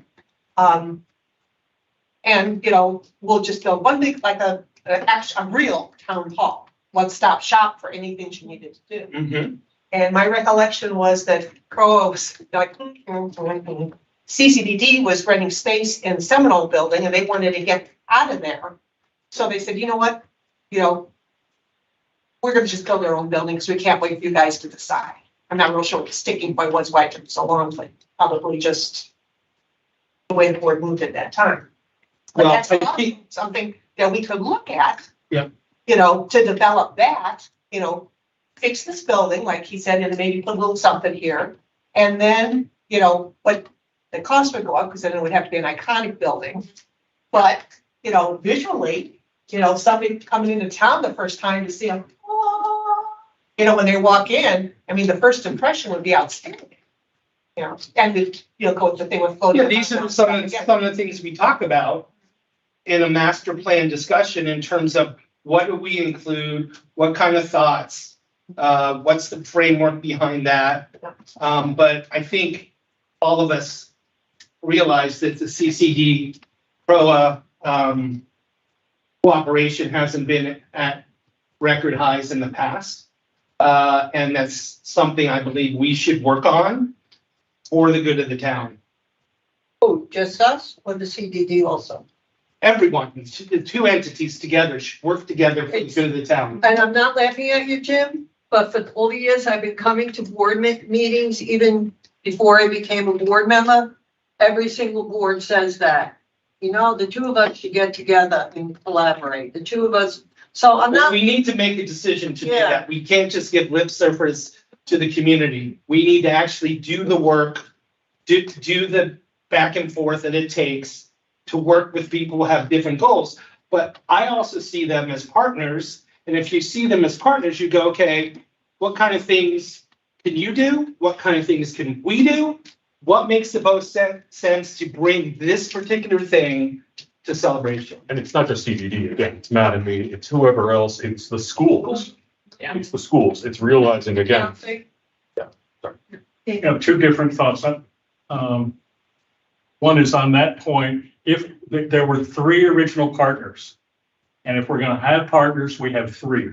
The foundation was set up because initially, when Disney did all this, they thought about having under CROA, but they thought that's not a safe place because they will get relegated and there won't be anything left. So that was the important thing that they set up, to give back to the community inside our borders and the community outside our borders. So if we're gonna do partners, it has to be all three. I don't necessarily agree with that, but I don't necessarily disagree with that. If you want to I follow, think there are some things we can involve them with, but Involve who with? What's up? so the point is, this is an elected institution. The CDD has different responsibilities. Our fiduciary responsibility is to our HOA, to our homeowners, period. agreed. The other point, I'm gonna play off of something that Cindy just said with that lot F. And then something that Bill said, and tell me if this is the principle underneath of what you were talking about. You said, shore up this, do something with this, shore up this building. And then let's look at community center, wherever that might be, and then let's look at Lakeside.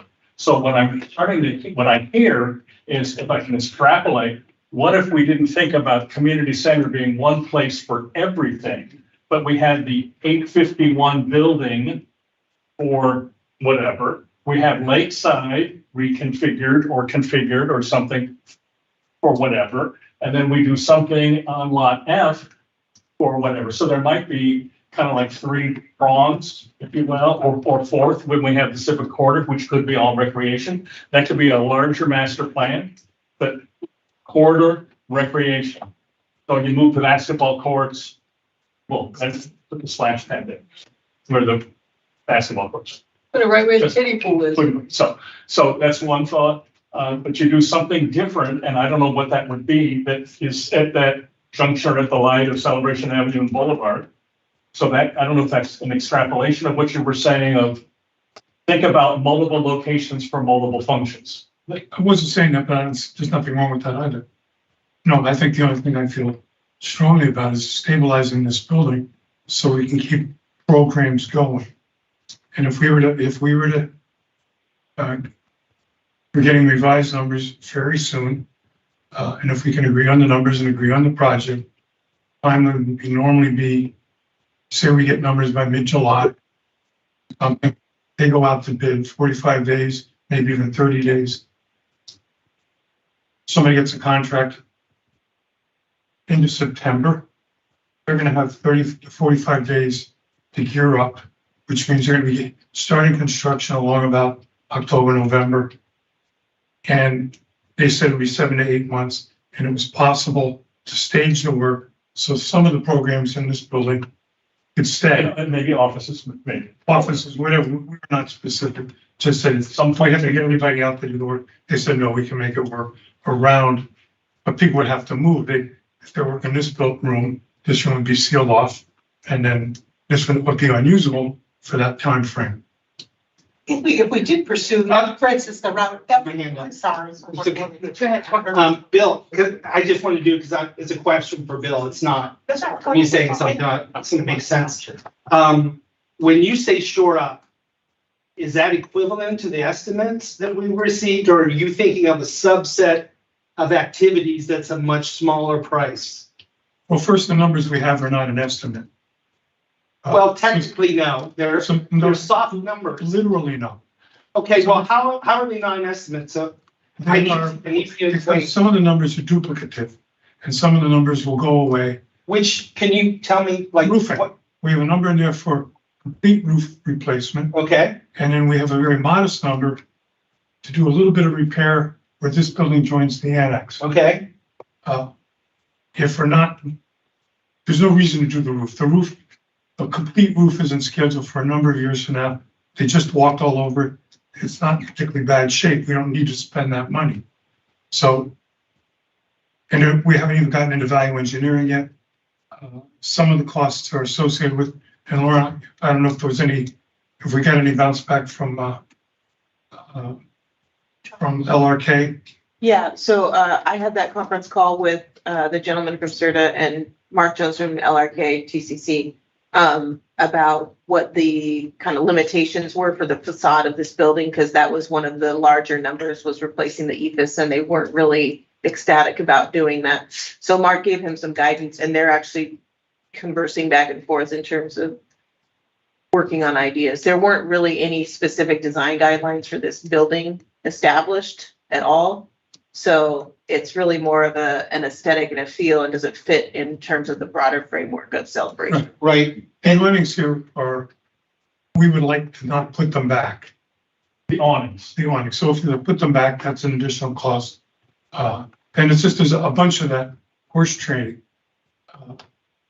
that will have to take place before we come up with a final number. Right, but we also don't include any numbers of, if I heard this correctly, because I'm not as intricately involved as you and Jared and Cindy. Yeah, there's no numbers for HVAC repair. HVAC isn't scheduled for repair yet. Well, okay, does it have issues? No.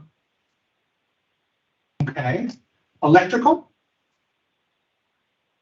The wiring in the building is fine. Electrical lasts for decades. The communication stuff needs upgrading. So It's always scheduled. I don't mean this in any way. Is that your opinion, or is that the expert? That's not opinion of these included people? anywhere. And it's I also asked my about opinion. air conditioning. Okay, But the air conditioning, last summer when I was looking at this building a lot, yep, I spoke with Brian. The HVAC company feels we got 8 to 10 years left in the equipment. And I specifically Yeah, I asked mean, that question. it was scheduled for replacement in the reserve study last year. It is one of the few things that has been decently maintained. However, the recommendation from ServPro was, because you don't have the zoning and things like that, you might want to upgrade your HVAC system in terms of health and safety. The reserve study shows some of that stuff. It just shows repairs in the near future. Well, I think that, is it safe to say, again, going back to, right, just kind of aligning on top three, right? Very broad statement, but we revived the master plan using the recent studies, right? And then really that flows into then what, right? Yeah. Right? Then what do we look at it, but at least we're planning to revive it. Then we can decide what do we want to then focus on from that master plan, right? So Right. that's, I mean, broad, but it's a, yeah, no, that, it's kind of a pin at least. we have agreement on that. Yeah. And then obviously there's a lot of conversation around this building. I again, and there's a lot of thoughts around what we do. I think at least we make a decision to say, we are going to decide what to do. Right. Go ahead, Jared. So the reason I only wanted to put master plan was because tomorrow we've either spent $1.6 million on a project or we haven't. So to talk about anything else before that decision is irresponsible. Okay, I hear what you're saying. My question back though is immediate need for 851? Because isn't there like immediate need for structure, safety? Like, Well, does that? If it's immediate, we let it be this way for 6 months, so how immediate? Well, right, and that's my Yeah, question, right? Not knowing That's any just my detail. layman's question. Right. So I hear what you're saying, Jared, like, if we're gonna do this anyway, it would, I mean, if there's something that is a life safety thing right, and we haven't addressed that, then that's a problem. I just don't think, But it's I'm unaware. it's hurricane time. Is it? It's water, we're gonna get wet, we're The gonna get wet. safety stuff is addressed as far as you know, okay. but the foundation does not reach the slab. About 70% of the building, so water will run in if it ponds outside. Okay. I think, And what about Lauren's staff with the way But that- they're working? well, we're gonna get her wellies. We're gonna get her- But that can't be addressed for Until hurricane hurricane season season is over, right? We can hit it for 24. No, we can hit it Well, for either 24. way, I think either way, If we start now. take some time for a master plan and fit it in. If it's pushed into 2024, then Because then the other statement Get is, started now. do we do nothing with 851 over the next 12 months? No, I don't think we do that. Right. There's something in between there that we have. Correct. Yeah. So So is I- it then, do we engage in the master plan, but on a parallel piece, we keep marching down the path with CROA and reconstruction Of course, experts and yeah. figuring out their numbers, we solidify Yeah, numbers of course. better and things like that, and that will help inform the master plan as well. That's So what I'm you're saying, moving but not in as tandem. well. Because the master plan is going to need to know what 851 costs in any iteration of what we do. And there will be short, mid, and long-term. Yeah.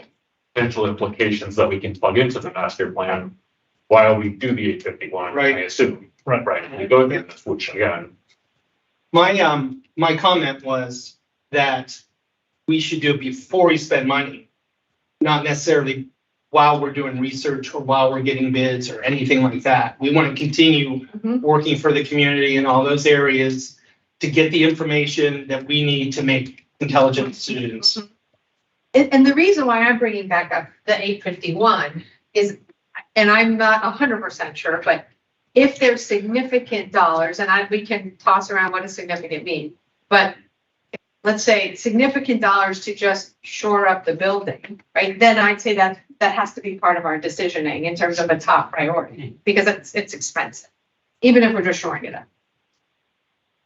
I know it's not like it's as fun and sleek and exciting as the master plan, but in terms of what do we need to do in the next 12 months, that could be costly, as opposed to we're pairing, benches around in the pocket parks, right? Which could ultimately cost money, not to say it doesn't, but just that's why I wanted us to really say, do we need to say in our top priorities that we are going to Continue working with CROA and reconstruction experts in regards to the On 851 getting this building. building Yeah, back on.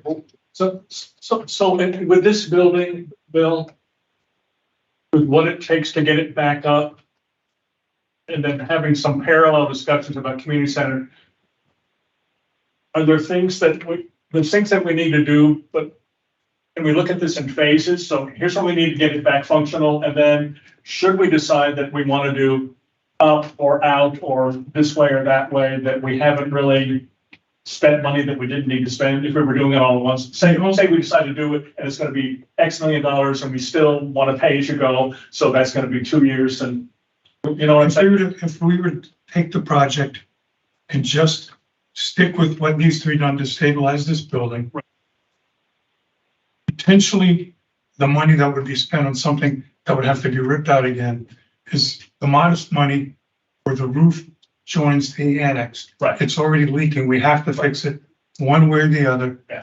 And if we decide to build that building up or take it out, maybe that gets undone down the road. Yeah. But it's not an expensive. So that's not that big a deal. Right. The big money is windows and all the exterior walls which leak, then all leak at the same time. walls themselves. The building system is a system, and it's used up. It's So you it's would non-functional replace the windows, windows. which doesn't have to be redone. Right, so that's the bulk of the money, and Unless you were to build out and then you didn't need those windows, or you just relocate them. if you were to build, you can go out 12 feet in that direction and 12 feet in that direction. But if you go out that much, what you end up is like 12 feet by 50 feet. It's very expensive space. I personally don't think this room needs to be bigger. And 12 feet over there Doesn't help. is expensive for what we get out of it. But just to be clear, the numbers that we've received so far don't speak at all to any changes or additions, just repairs, correct? Just be Right. But another, and correct me if I'm wrong, Bill, but for instance, there's a lot of carpeting that needs to be replaced around here. The bid shows replacing the whole carpeting, the whole rooms of carpeting, Yes. right? But my thinking, because I'm cheap, these are carpet tiles. So you do a trim, find something that complements this, and you do a trim, This stays the same. right, and you just do a trim around the edges. Which It's is a dark blue that pulls. it. Except Lawrence, I just Except think for that it's if we're gonna spend, I'm just using 2 million as a number. If we're gonna spend $2 million to do something like that, we might as well rip this down and for 6 million, Do you think that's all it's gonna, what, 6 million? we need to hire someone to It's sell not that that. much. Well, It depends what we to want to tear put down in. When you redo the building and you take out those duplicates and the roof, is it really 2 million or is it down to it 1? was not 2 million, it was, What was 1.8 1.8. with a 10 or And I 20% think contingency, which is 2 million or 2.2 Yeah, million. but if you take out the roof, then he says it's not needed. Okay, I'm sure it'll come down under 2 million. So what if, as part of number 2, because we're far gonna be down can you master go? plan, what if as part of number 2, we keep doing this analysis with certain reconstruction experts, and we also bring in a piece of inquiring of what a new building would cost, and I'm sure. In Serta- parallel, In parallel, and I'm Yeah. sure Serta can provide those numbers because I'd they be were, happy as a clam to knock this sucker down. they were Yes, already that's part of the discussion of doing an expansion during the Celebration Hall project, so they're well aware of the kind of. I don't think Serta is. the problem with that is We can go with that's something else. the cart in front of the horse. Because we need to do the programs before we can figure out what it looks like. I agree, that's the master plan. Okay. So if we go to a new building route, we gotta do a plan first. Well, I mean, at least you could get a rough estimate of what's the dollar per square footage of new build. Yeah, 1 square building with How? nothing, 2 floors, Three, I 2 think and that, a half floors. three. Well, maybe part of the building, 2 floors, the back, 3 floors. Maybe enough to put your offices, but just to, I think we're saying the same thing. Yeah, and I think those are decisions we'll have to make when we get the numbers, but Yeah. the idea is we should prepare and we should research Right. for both eventualities. We need to continue with Serta to know what the true bare bones renovation would cost. Because Right. if they come back next week and say it's 800,000, then yeah, let's just do that. Yeah, so actually, I think there's 3 options. There's the renovation, there's renovation with a later addition, and then there's a tear down built from scratch. Exactly. I think we're saying 851 is just gonna be it's gonna be part of our strategic. Has to be. Right. Yeah, I mean, the master plan will help inform things, but 851 essentially needs to be one of the forefront Right. of it. Yes, I think it's at the top. Agrees with that as Yeah. Which is what we told them when we went around the building saying, it could be just a fix, it could be a expand, or it could be a. So they're aware, but they probably filed it back a little bit. It's like last year when Bill said, we need to move forward from intrusive engineering. And then we had the hurricane and we did Well, MHOs. we got close to it. We had the study done in August, and they didn't do any demolition, they didn't knock any holes. Right. See what the problem was, and they identified pretty much everything that happened. But only happened 4 weeks later, there was no time to respond to anything. Yeah. Again, master plan, thumbs up. We revive that. We figure out what initiatives we want. In the meantime, we're also going to look at the 851 short-term refurb, we'll call it, right? With Certa, was it Certa Pro and Certa and reconstruction expert. and reconstruction expert? Okay.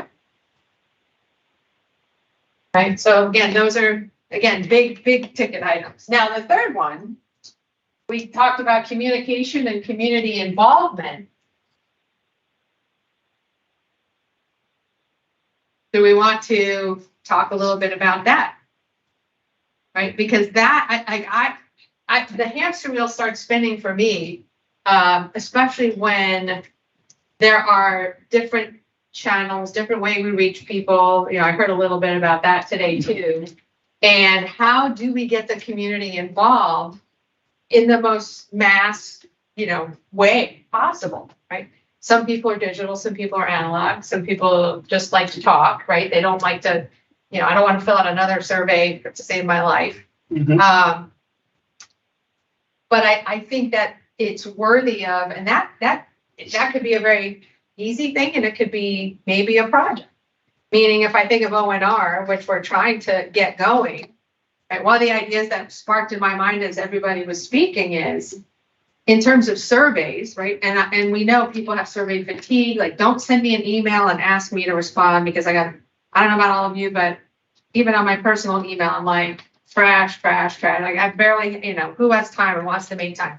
That said, with ONR, something that we might be able to get programming with is when you log in, a survey question pops up and you can't go forward until you answer it, right? Something like that, where it's, we're thinking of doing these projects. What do you think? Just a quick survey, right? Get people that are logged in there, right? That's one way to do it. Or at every pop-up function, you're like, hey, would you mind filling this out?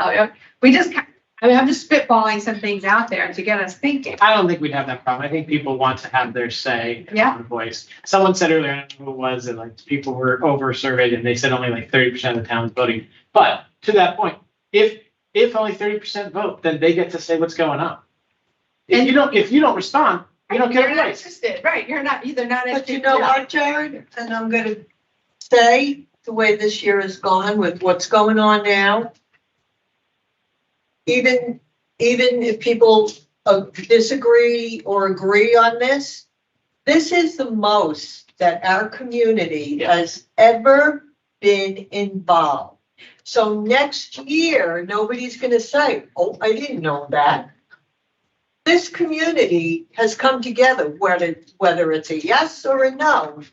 They've come out from behind the woodworks and they're saying, hey, I'm here. And that's been a struggle for so many years to get the residents to be involved. And the residents are now involved. So this is a good thing because now they'll be part of the process. I didn't say it's bad. No, I'm saying. Okay, I'm just that's what I'm saying too. You're agreeing with that, correct? Yeah, absolutely, Okay. because I was actually talking to Cindy this morning. I says, no matter which way this vote goes, the fact of the matter is we're making history with the first referendum ever in Celebration because the residents are finally, we're the elected officials, but we're not going to have residents say anymore, well, I didn't know, I don't know, because there's so much information pushed to them. Fine, Lauren and Grand Matters, the Monday Matters, the Friday Flash, everything is being pushed to them.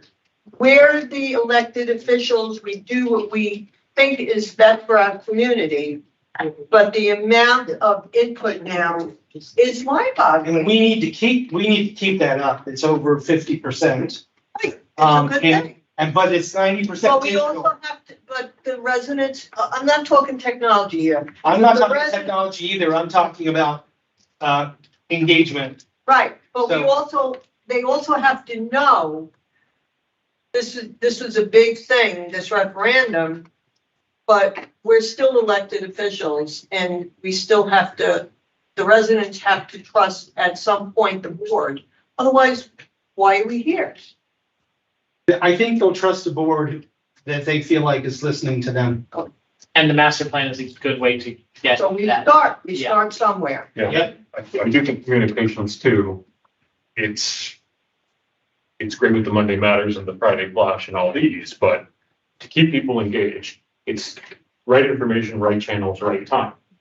So to that point, where do we have gaps in the communications? Where can we continue to leverage the existing work that's been done too? Communications advisory group did a lot of work last year, a lot of work, and we don't need to reinvent the wheel. They looked at social media, they looked at the newsletter or the newspaper or the magazine. They looked at the emails. So a lot of that work is in place. We just have to look at it, make a commitment to implement it. We got a lot of feedback at the last workshop as well as how people want to see things engaged. People want a Facebook that is for the town, not all these little Facebooks that are all, We have one. It's like it's not a group that you join, it's a Facebook page. That's outwardly just like events, like Facebook. It's a page, That's not a a group. page, not a group. Again, They want to be able to interact with Each other. each other on a town hall sanctioned Facebook group, like the front porch, but turn it into the town hall Facebook group. So you So prove could that we- you're Town hall post. We bring the front porch back on our website where people used to engage with each other. So, but So those, I also think the big piece of it is, Yes, it's not exactly like just, that. it's not just they want the ability to have that Facebook group. They want town hall to interact with them on that group. Yes. and that's, when they had that, the original front porch. Yeah. There was, that page had a section with 8 or 9 or 10 things, and one of them was, like, I need this answer from CROA. Lost and found, things for sale, blah, I mean, just all the stuff that people put on Facebook. And we had a full-time employee who sat there and watched that all day. That's one of his jobs, to watch that all day long. If a question in from CROA, it went to the executive director immediately. And that, Yeah. If anybody got nasty or whatever. So we're talking about the modern day equivalent of that from a technology perspective. Exactly. it's social media as a Right. whole, right? And Yes. how many, so I hate to even go down this path. I think if you look at the communication staff right now, right, how many do we have more in total right now? You have one with a manager above her. So you have two. The manager oversees that and lifestyles. Okay. So that's again, the discussion, you want to do that, you have to staff it. yeah, you're 100%, right? That's why I put tools and resources, right? Which is a great thing. So where are the low hanging fruits? And I think David, you even said this before. Where can we quickly, right, quick wins and then long-term initiatives, right? So what can we implement? Monday Matters was a great low hanging fruit. Quick, easy, incremental value right away. Things like that, I think, would go a long way. And then again, continuing to work toward the kind of the longer tail initiatives that need budget, that need resources. And Jim, to your point, about that was like old technology, now we have Facebook. The beauty of that is, as soon as somebody doesn't live here anymore, they're gone. Yes. Mm-hmm. Yeah, and then you don't have people that don't live here. You don't have residents monitoring it. You have staff monitoring it, adminning it. Right, Yeah, Yeah. right. Which, so you don't have residents that no longer live here anymore. right.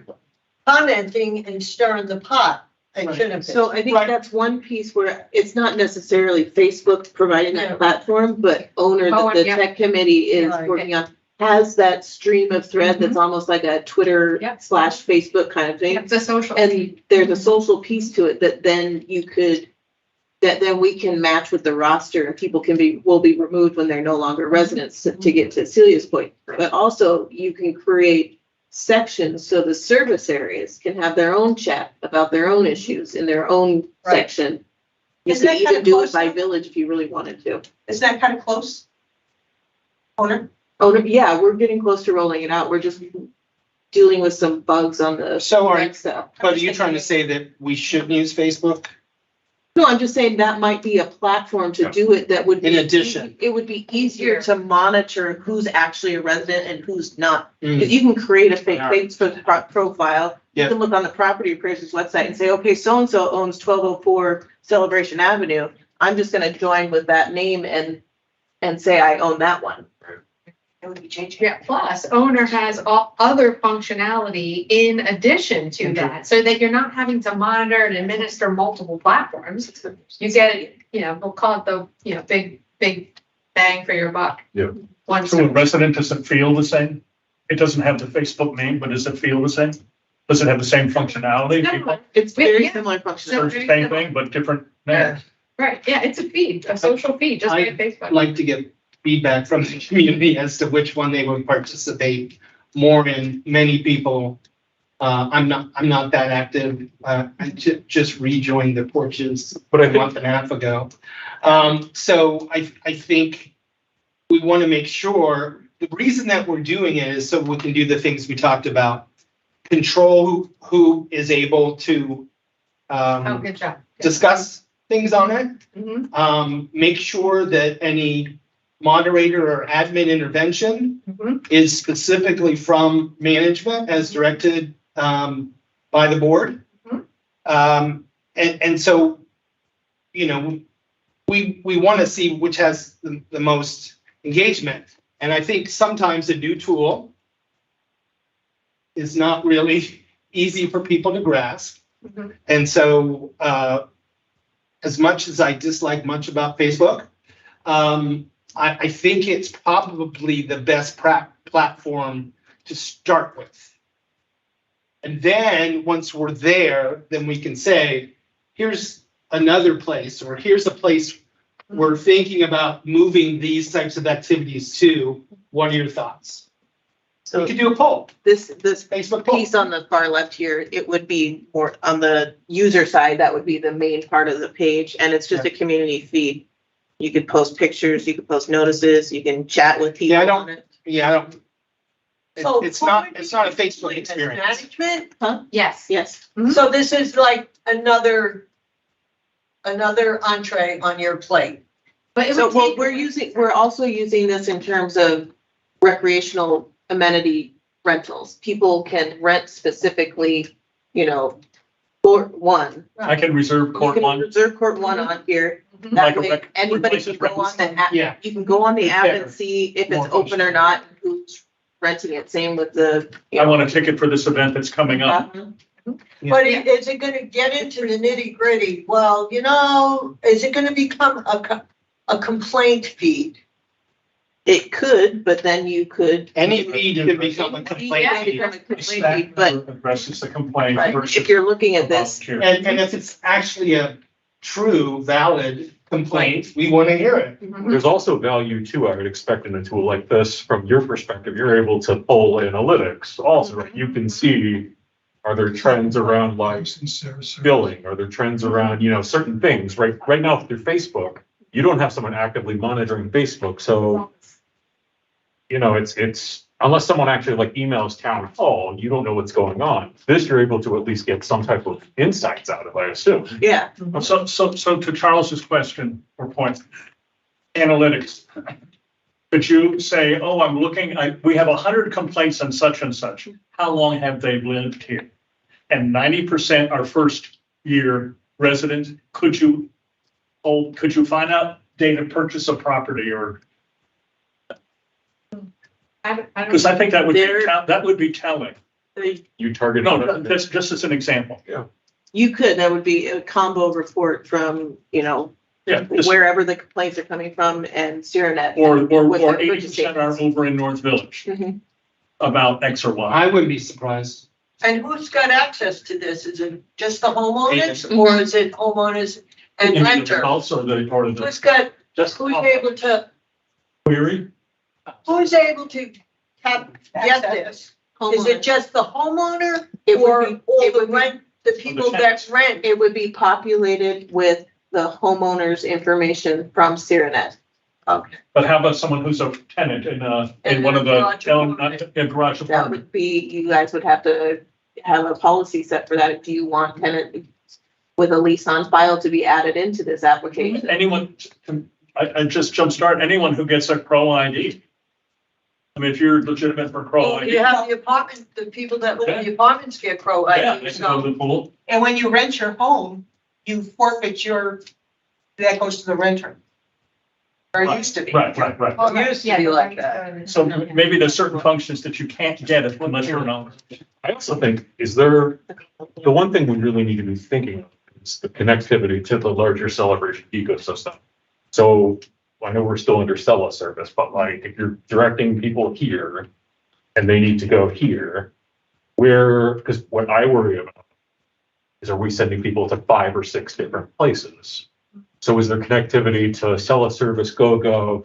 How does this work? And So then this we probably need a separate conversation This about that. has an open API, so they're willing to configure and to talk to other systems. Okay. And they have been very helpful and very interested in our business because they're mainly for condo associations right now. They're trying to break into a larger market, so they're moving mountains for us to make this something that will work for Celebration as a whole. So can I go back to going back all the way to the very, very, very, very high level, just in the spirit of communications? Do we need to really go back to the communications advisory group recommendation that maybe we look at standing up a committee? I know we don't want to add committees, we don't want to do this stuff, but there's a lot of things that we're talking about today. And a lot of volunteers show up in this last committee cycle. I think, because when I brought this up, I wasn't even thinking about Facebook when I wrote my note about communications. What made me think of it was someone, we all got an email today that said, it literally was just the subject, I vote this. Yeah. And I was like, this person, I don't know where they've been all month to not know how to vote for the current referendum. Yeah. But we did something wrong with this person that they didn't know how to vote. And, there's always going to be someone, but there shouldn't, because we're a controlled environment. We're not like a Coca-Cola who's trying to mass market to everyone. We have a finite number of people, and every one of them. A knowable finite number, Yes. a very knowable. So it was more of a, how do we make sure everybody knows what's going on and what's happening? And we should be able to do that. I don't have the answer for this, but that's what I meant with communication. Yeah, we had communications many years ago, and it was, newspaper, all that, it was all encompassing, so it included any kind of technology too. It was a combo. Well, and it's like Ark and Covenants, right? Ark and Covenants are finally talking to each other. Communications, if you stand up a group and you have them deal with like the social media policy and like all this stuff, and they work on like the new, I know you write, the board of directors things for the magazine, but you have them have the connectivity with technology, and then you have Liz too, right? Communications is really the one function that we don't have a respective committee for when you think about finance, technology, right? They're the one that is kind of out there on an island. The special events sort of has. I would support a communications committee. I mean, I think there's value in that, especially because, again, we're going back to the master plan discussion, and we choose to ignore this work or disregard it or whatever, pick your word. But that work was already done by the communications advisory group. If we make a commitment to work with it and put the committee in place, and But what would they be doing? I mean, what would they be doing different than Lauren's staff? I don't, what is the finance committee do different than? Well, it's not different, it's perspective. It's a different perspective on the same thing. And, obviously Liz and team of one have tasks to do to get done. They would focus more on issues. They would work collaboratively on, like the technology committee does, like the finance committee does with the treasurer, et cetera. It's keeping your finger on the pulse. It'd be like, hey, this communication didn't really come across well, or this channel's just not hitting the right people. Yeah. Or How about- there's this particular theme on Facebook. Yeah. So let's focus on that. Or, hey, we need to introduce a new channel because this new communication method has come out, or this new communication platform has come out. So let's look at this. Like Bookface, something like that. I would ask Liz and Liz and the staff, and also go back to the communications report. And that would inform what the committee would do. Ask Liz, ask her team. How can that be helpful? Yes and no. I believe that's one of the goals of committees is to support management, but I don't think it's just an extension of management. But that is a good starting place. It is, and there was a lot of work put into that, to David's point, that I do think you can use at least as a starting point. I mean, I don't know. We're sitting here talking, we're talking about social media, we're litigating all this stuff, but we really need a committee who's actually, I think, a little bit closer to things to, I think, give us really better better intel and Better Really good. insight into the community. Even if it's ad hoc, see where it goes. Yeah, communications has been a thing that we talk about consistently, so. Can we go back to the ONR thing? And if we want to allow any homeowner input, just contact at 436. Just a couple of comments.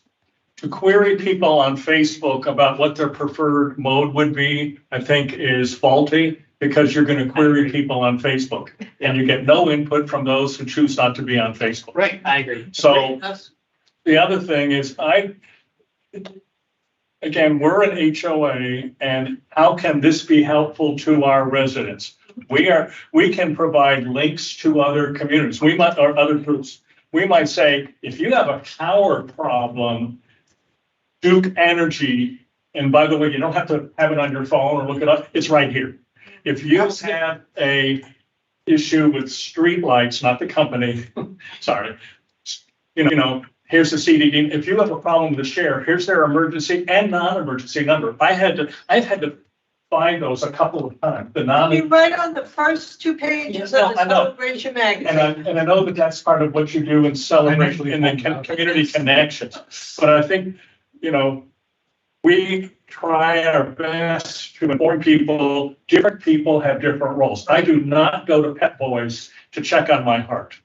And I do not go to my heart cardiologist to work on my All heart. right, well, you're not saying that the people who comment on Facebook don't have a right and don't They have. have a right, but they're not necessarily representative. They're not representatives We of the don't whole know. community, We don't know. but We that don't know. would be a data point. That is a big point. It's in And the more we the. can control that, and that's what we're talking about, the more accurate it would be. Right, so that's where we would have staffing control over messages so that staff would say, that's not a correct statement. Absolutely. That would be the point. We are in agreement on that. And I think Lauren's earlier point is someone can look at any address and type it in and then gain access, but they can't do that through this system because we declare their access. So, David, this is what Well, you do the the same owner's thing. feed looks like when you No, when you you can log declare someone else's. when you you log can- in as that's an what you owner. can look at. This is the user facing side. Someone to take my So- identity and get on Facebook. So when you add a group, there's a bunch of questions that you need to answer. So one of the things, what is your CROA ID? If that's what we decide it is, and if they don't have it, then we don't process it, we reject them. If they have it, we confirm it. You It's a confirm that limited it's sample. valid, that they haven't moved. It is limited, but it is a sample, and I It's a think sample. one of the things that I learned personally is there's a lot more people, there's a great number of people expressing themselves on Facebook. And I don't think we can ignore it and just say it's just a place where people go to complain. so as a professed Facebook user, I think it's also. if Aren't you in treat- control of Facebook? Well, I run social Aren't media. you? apparently. So you can also, if we decide to use this tool, we can redirect all of that, right? That, hey, there's this brand new communication channel. It does X, Y, and Z. It will be actively monitored by town hall. Go here, download the app, do this. It's connected to X, Y, Z. Yeah. That's how you redirect that, right? Yeah, that's what I'm saying. Start with the Facebook page. If this seems like a better For a certain vehicle. purpose. For a certain purpose. Yeah, maybe we do general announcements like we're doing now, but start there with some feedback and then let people know, here's what we want to do, introduce the idea.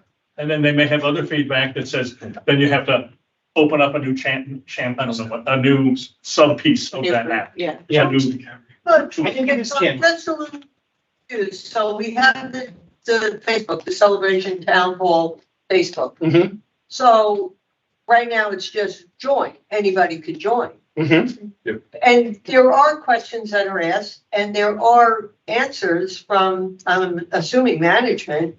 So why can't we make that's already in place, A group. a group, like, just like the front porch and the Right. back porch? We can, just someone needs to administer it. Right, somebody's gotta make sure those people, because instead of just clicking join, because then you join, Oh, well, right. like, if you like it, Yeah, that means you get all the updates. so we need So a I don't fresh know, one to Lauren, what join is so you your, can what is control. your say on that? So I mean, you need to create a fresh group so we can have the basic be challenge questions, essentially. What's your address? What's your name? And what's your CROA ID number?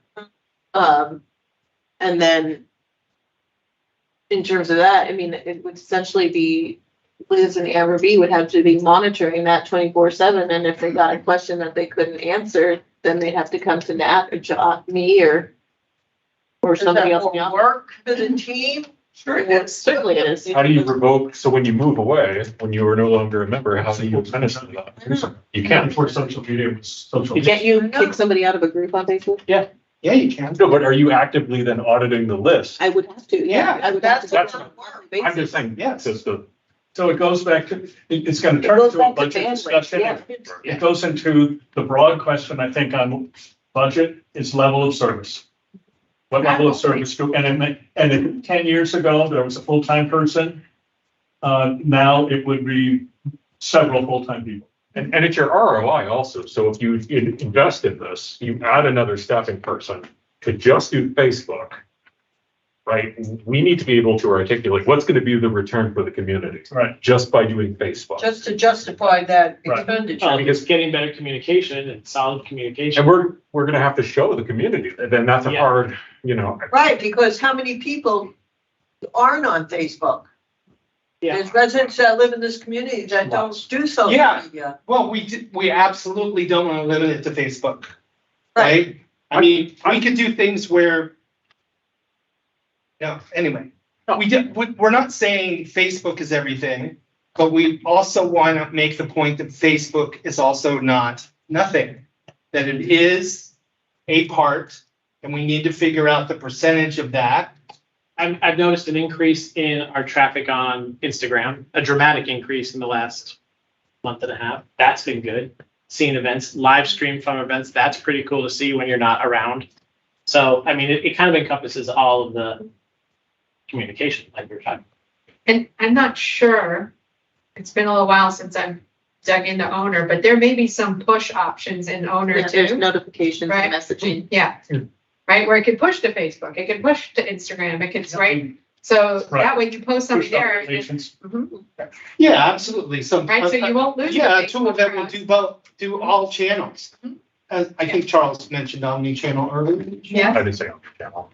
Didn't you? No, I did not. I did not. There's a lot more words. I did not So say. you're not But- gonna say No, omni-channel? not saying. You're not gonna say it? You said it 5 times. But I have to say, talking to residents in the community, they love getting the Friday Flash, but they love even more Monday Matters. Yeah, I've heard that. Because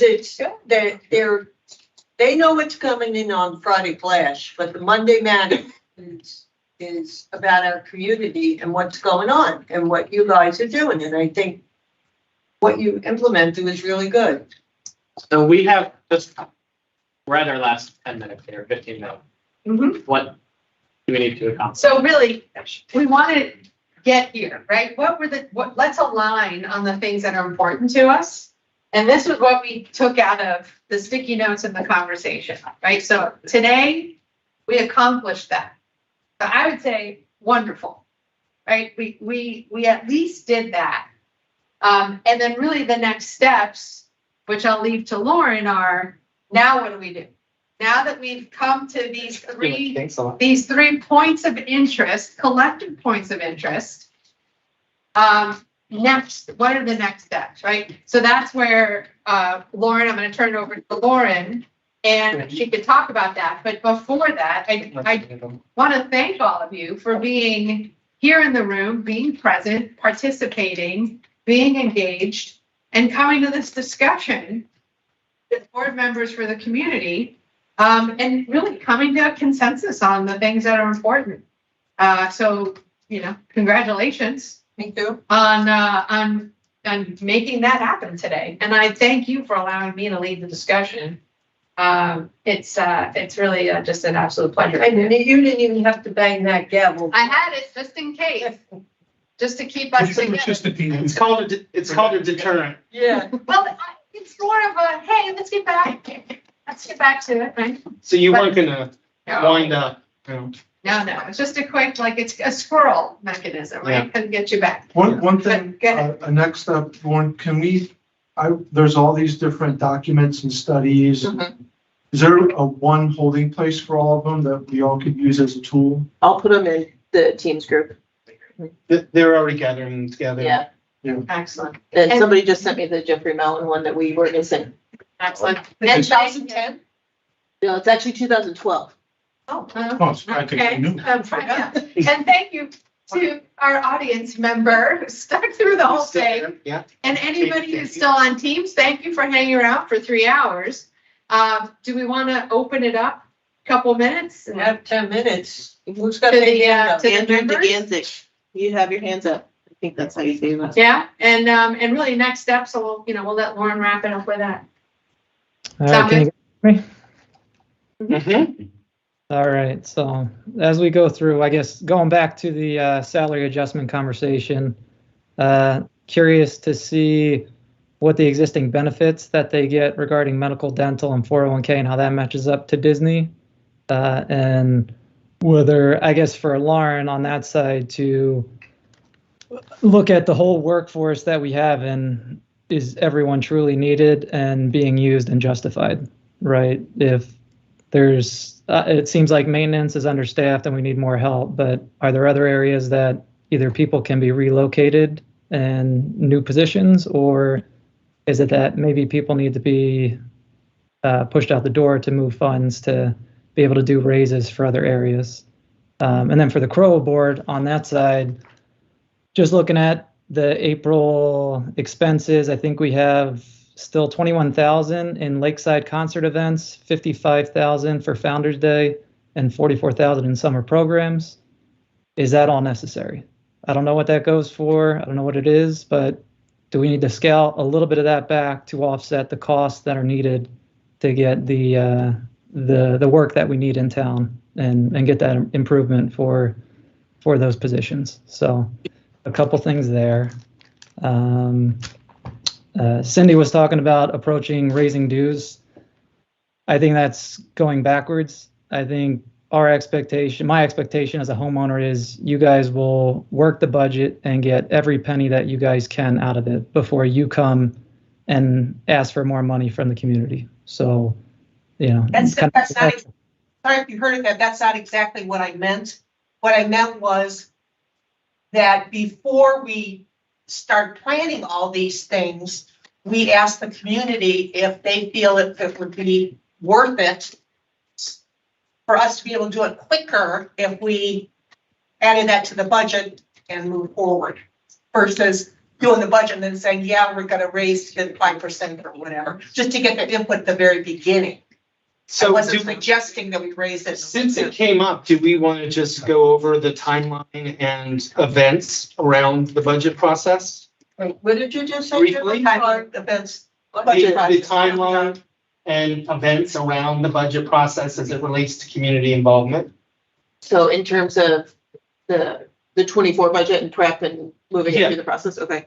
So right now, we're finalizing the initial rough draft of the 24 budget. There are some things highlighted in terms of, hey, this needs a conversation, like the salaries is one of them. A couple of there's plenty of other line items that have that as well.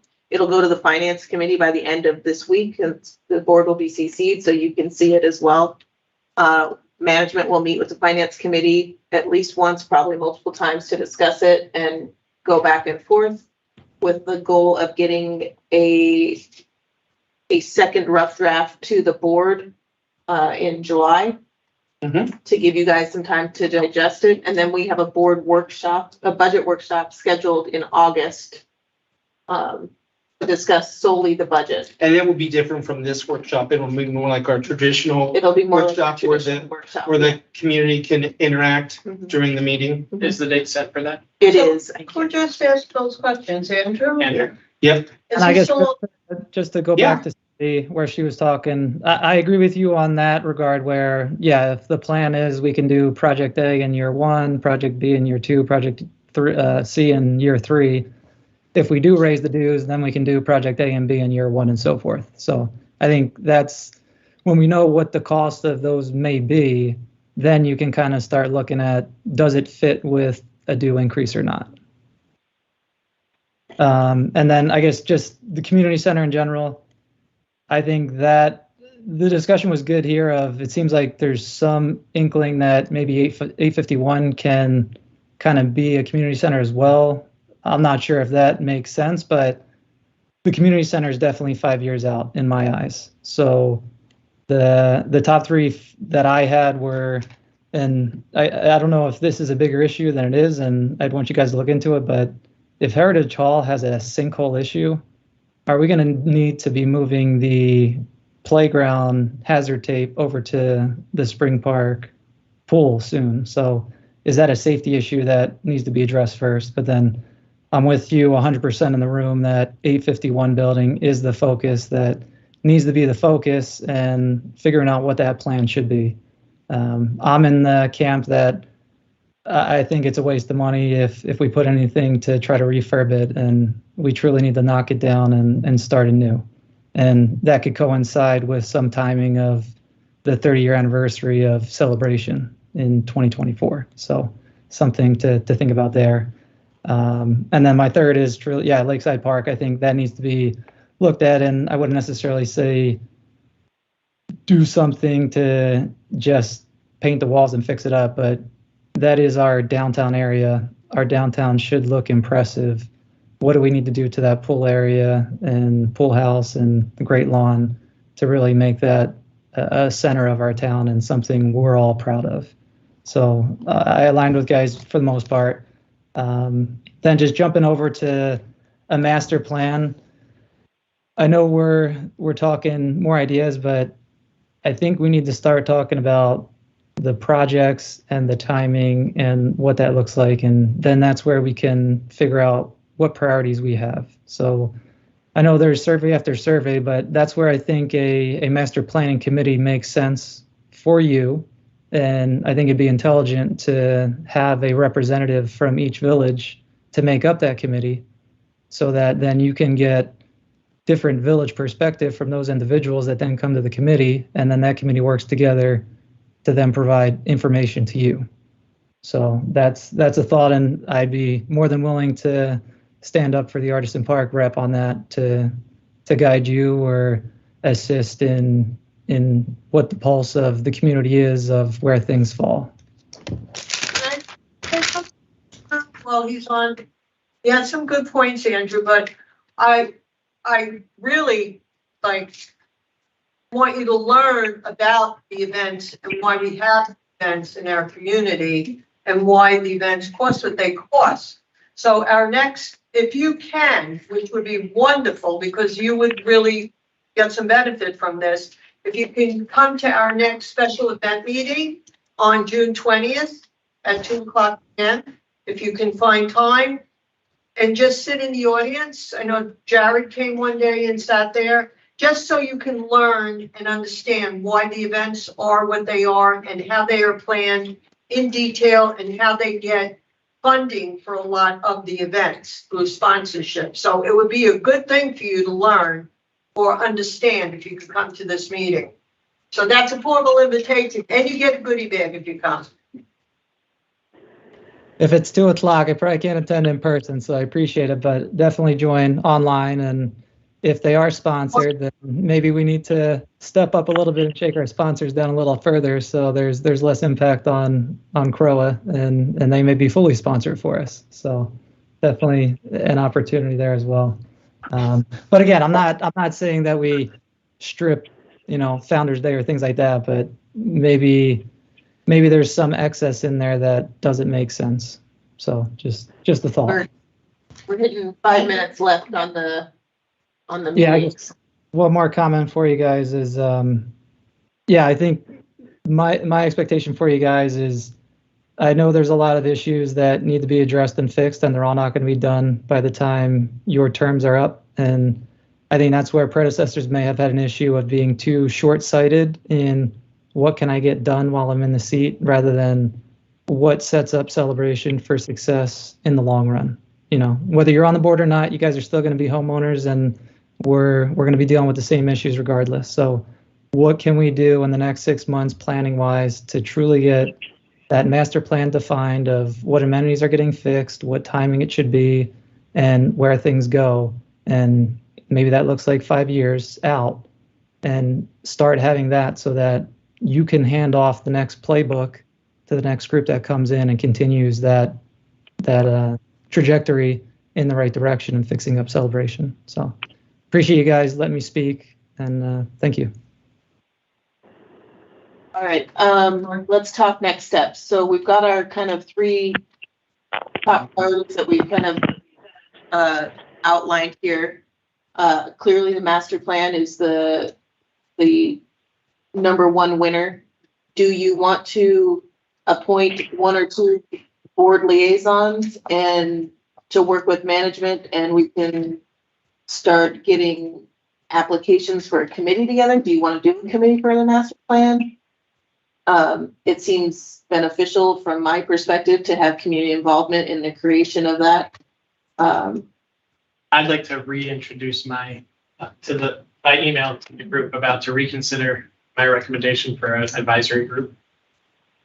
So can we do it over email for now? Yeah. You know, Andrew mentioned that the representatives from each neighborhood, they used to have, they were called voting members, but I don't know what that meant, you know, back then, but there were like, there's a bunch of them. Maybe we do make, you know, something, I call it like voting members, and maybe 5 people or so from each neighborhood that would give us feedback, you know, different ages, you know, different lengths of time that they've lived here, something like that. How about we do you want to do 1 or 2 board liaisons as kind of pilot, like pushing forward this project to work with you to come up with kind of a strategy, and, you know, considering Jared's and all I'd of like that. to do that. And then we can bring it out to the rest of the board and flush it out a little bit further. Yeah, I would like to be part of that. If So this is gonna take a vote, Yeah, me I would too, like to be part of it. me too. In other communities, we call them delegates. That's a term. But that's great, The residents. different, 'cause like Andrew said, Artisan Park representative, there's North Village, there's Island Village, there's. Yes. And But we have 4 liaisons, so I don't think that's. So yeah, you've got 4 people. So let's take this offline and we can figure out who's Yeah. gonna do what. We'll keep moving forward with CROA and reconstruction experts, and the communication piece, we can discuss that further in terms of, do we want to form a committee? I can talk to Liz and get her input on what a committee would look like from her perspective. And Kind of like a job description too. and we can kind of Roles. like a No description. charter for them, and we'll get that out to the board. Good. And I will get you the salary numbers this week. Great, I move to adjourn. Second. Oh, you got it. You can have it. Now, I defer. Wait, who is it now? Jim, Yeah. Jared. Jim and Jim Jared. and Jared. Oh, Jim and Jared, David, you, All in favor? I didn't get to say any closing remarks. Aye. Oh, we didn't have. We're out of that's time. right. That's nice. Snooze, you lose. You gotta put that. Put my head down. Yeah, we gotta flip the room. Did you give us I gotta flip the room. the date in August? It's the night. Oh, it is? Yeah, it should be on your calendars already. Okay. And the plan. Right. Well, thanks,